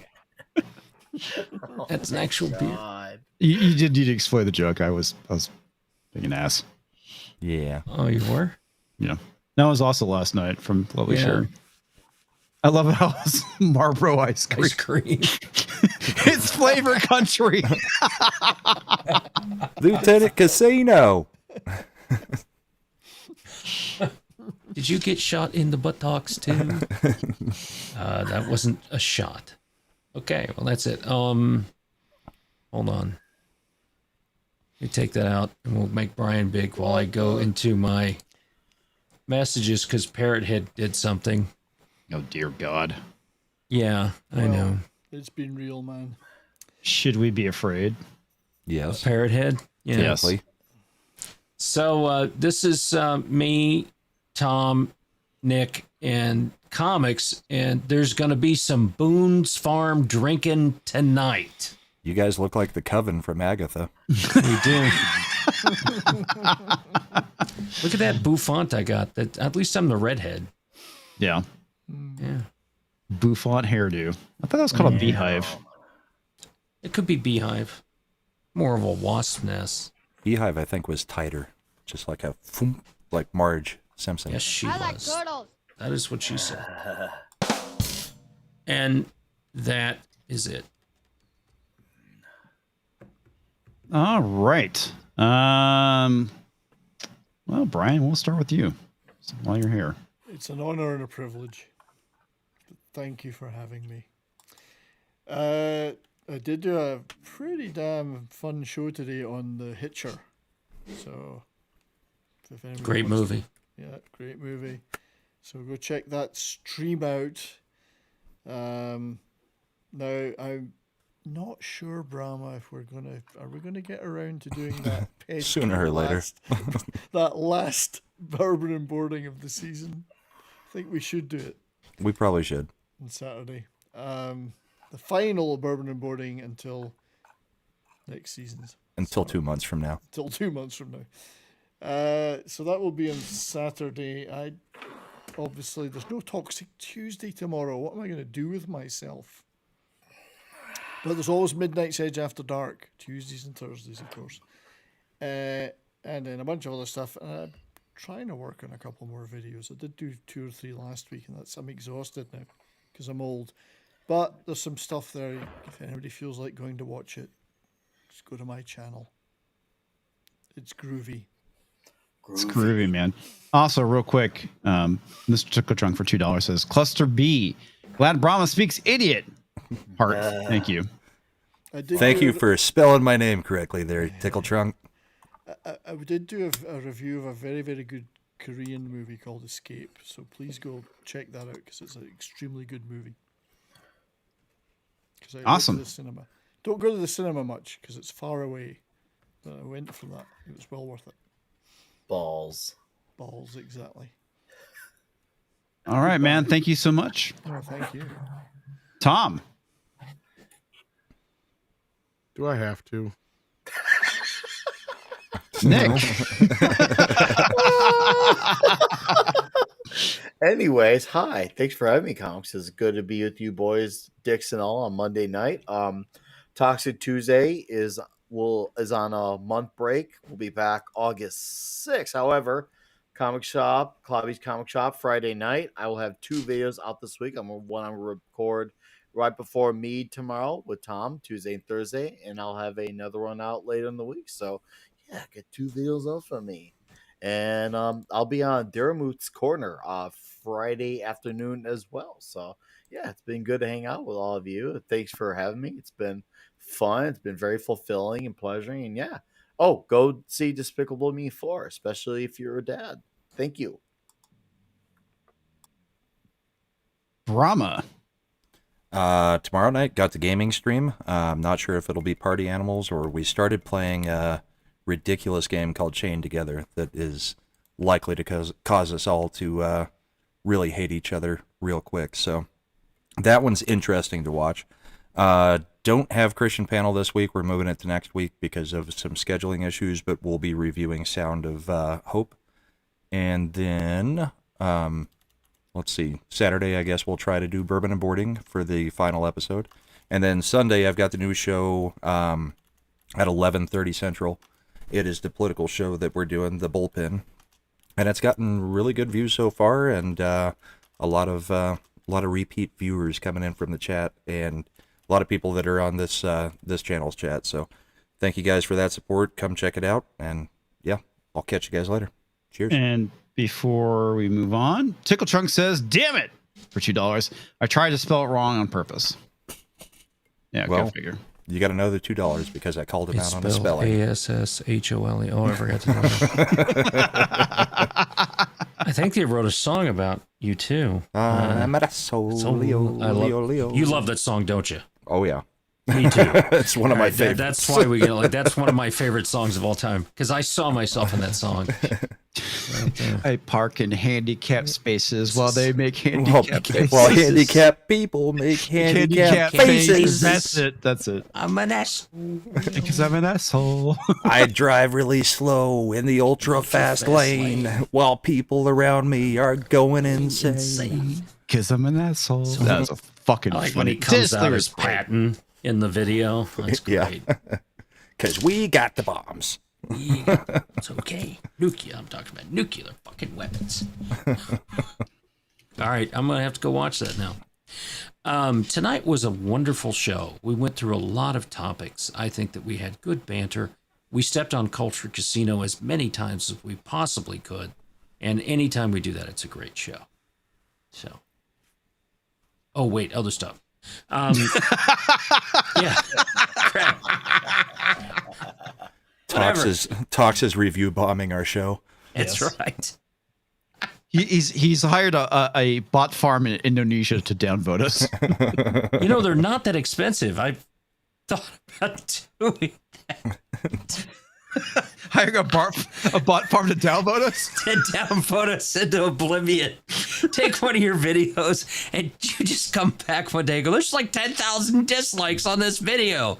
I'm not sure how that works because there's only 500 views. Like, how did that happen? I said, well, $50 will get you a lot in Indonesia. All right.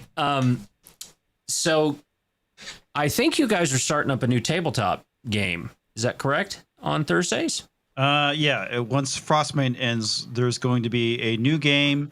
It's actually going to be moved to Saturday morning. Saturday morning, okay. But you're still doing Frost Maiden on Thursdays at noon. Culture Casino has his 6-minute dailies in the morning. You've got Minute Edge After Dark happening multiple times a week. And you're going to have Yelling at Park Cars on Wednesday, Thursday Night Thread on Thursday, Friday Night Tights, which post as is horrible. And then rest in peace. Right. And then Culture does a news thing on Saturday mornings, which now apparently is going to be competing with a tabletop game soon, because those are both, in the same genre. And then Saturday night, are you guys still doing a bourbon and boarding? We're going to do the one last episode, I think, just to wrap up the season. Yeah, just cool. one more.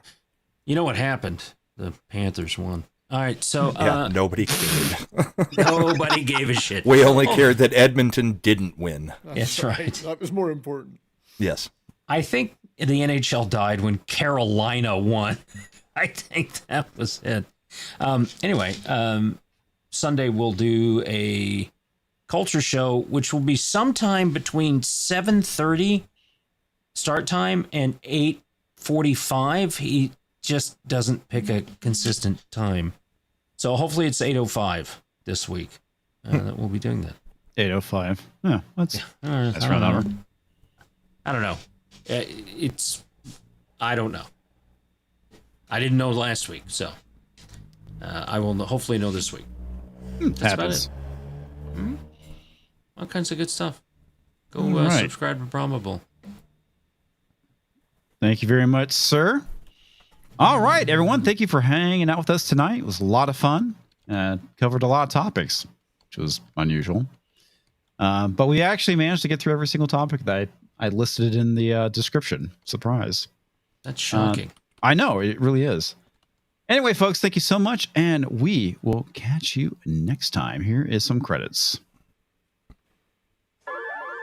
Oh, you're not doing that. Close.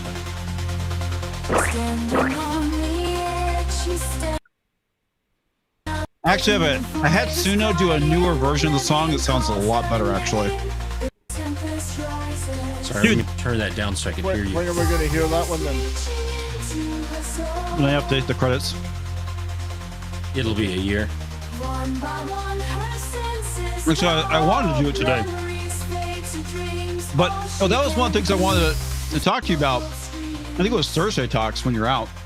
Is the fact that or maybe it was Monday. It was actually Monday. But we already went live. And I was wanting to hit you up about before we went live. The 3.5 version of Suno is fucking amazing. Yeah, it's good. They really should. Yeah, they really extended it where you can do a full song and all that. I basically did a whole so I have an autistic niece and I've got some leanings with that myself, so I do some 120 beat, 160 beat per minute things to kind of help with that. And I did an entire album in Suno just to help with that. the part is finding the right 160 beat per minute ambient trance type music stuff that will, you know, go with my brain waves and kind of calm things down. So I was able to do that. But the 3 version they've done is really good. Music is one thing that they're going to be able to do with the predictive engines that they call AI, because it's math. All the math stuff and things new. So, yeah, it's pretty neat. I still prefer XRL7. Oh, of course. This stuff's really good. I still listen to Mike's stuff all the time. Yeah, Mike's going to be releasing Man. a new song, I believe, on the 17th before the new episode drops. Nice. And yeah, he actually did a great video that he released last week talking about the UK election, because he got a little bit more political than he would normally does on his channel. He's really scared about what's going on. Yes. Yeah. It was a really good video, and he tried to make it as it's the best way of putting it, not inflammatory as possible. You know, he's basically saying, hey, we're allowed to disagree. This is my take, and here's my explanation why. You're allowed to disagree with me. Really good video, because I know that he does have some big lefties in his audience. Well, you can be left, right. Civil liberties don't know a side. Right. You know, it's that whole, what am I able to do? Both sides. Babylon B posted an article that says people who would never cheat in elections horrified by Stop Cheating in Elections bill. Yeah. Go fucking figure. All right, folks. Thank you so much for hanging out with us, and we will see you Wednesday night. Bye, bitches. Bye.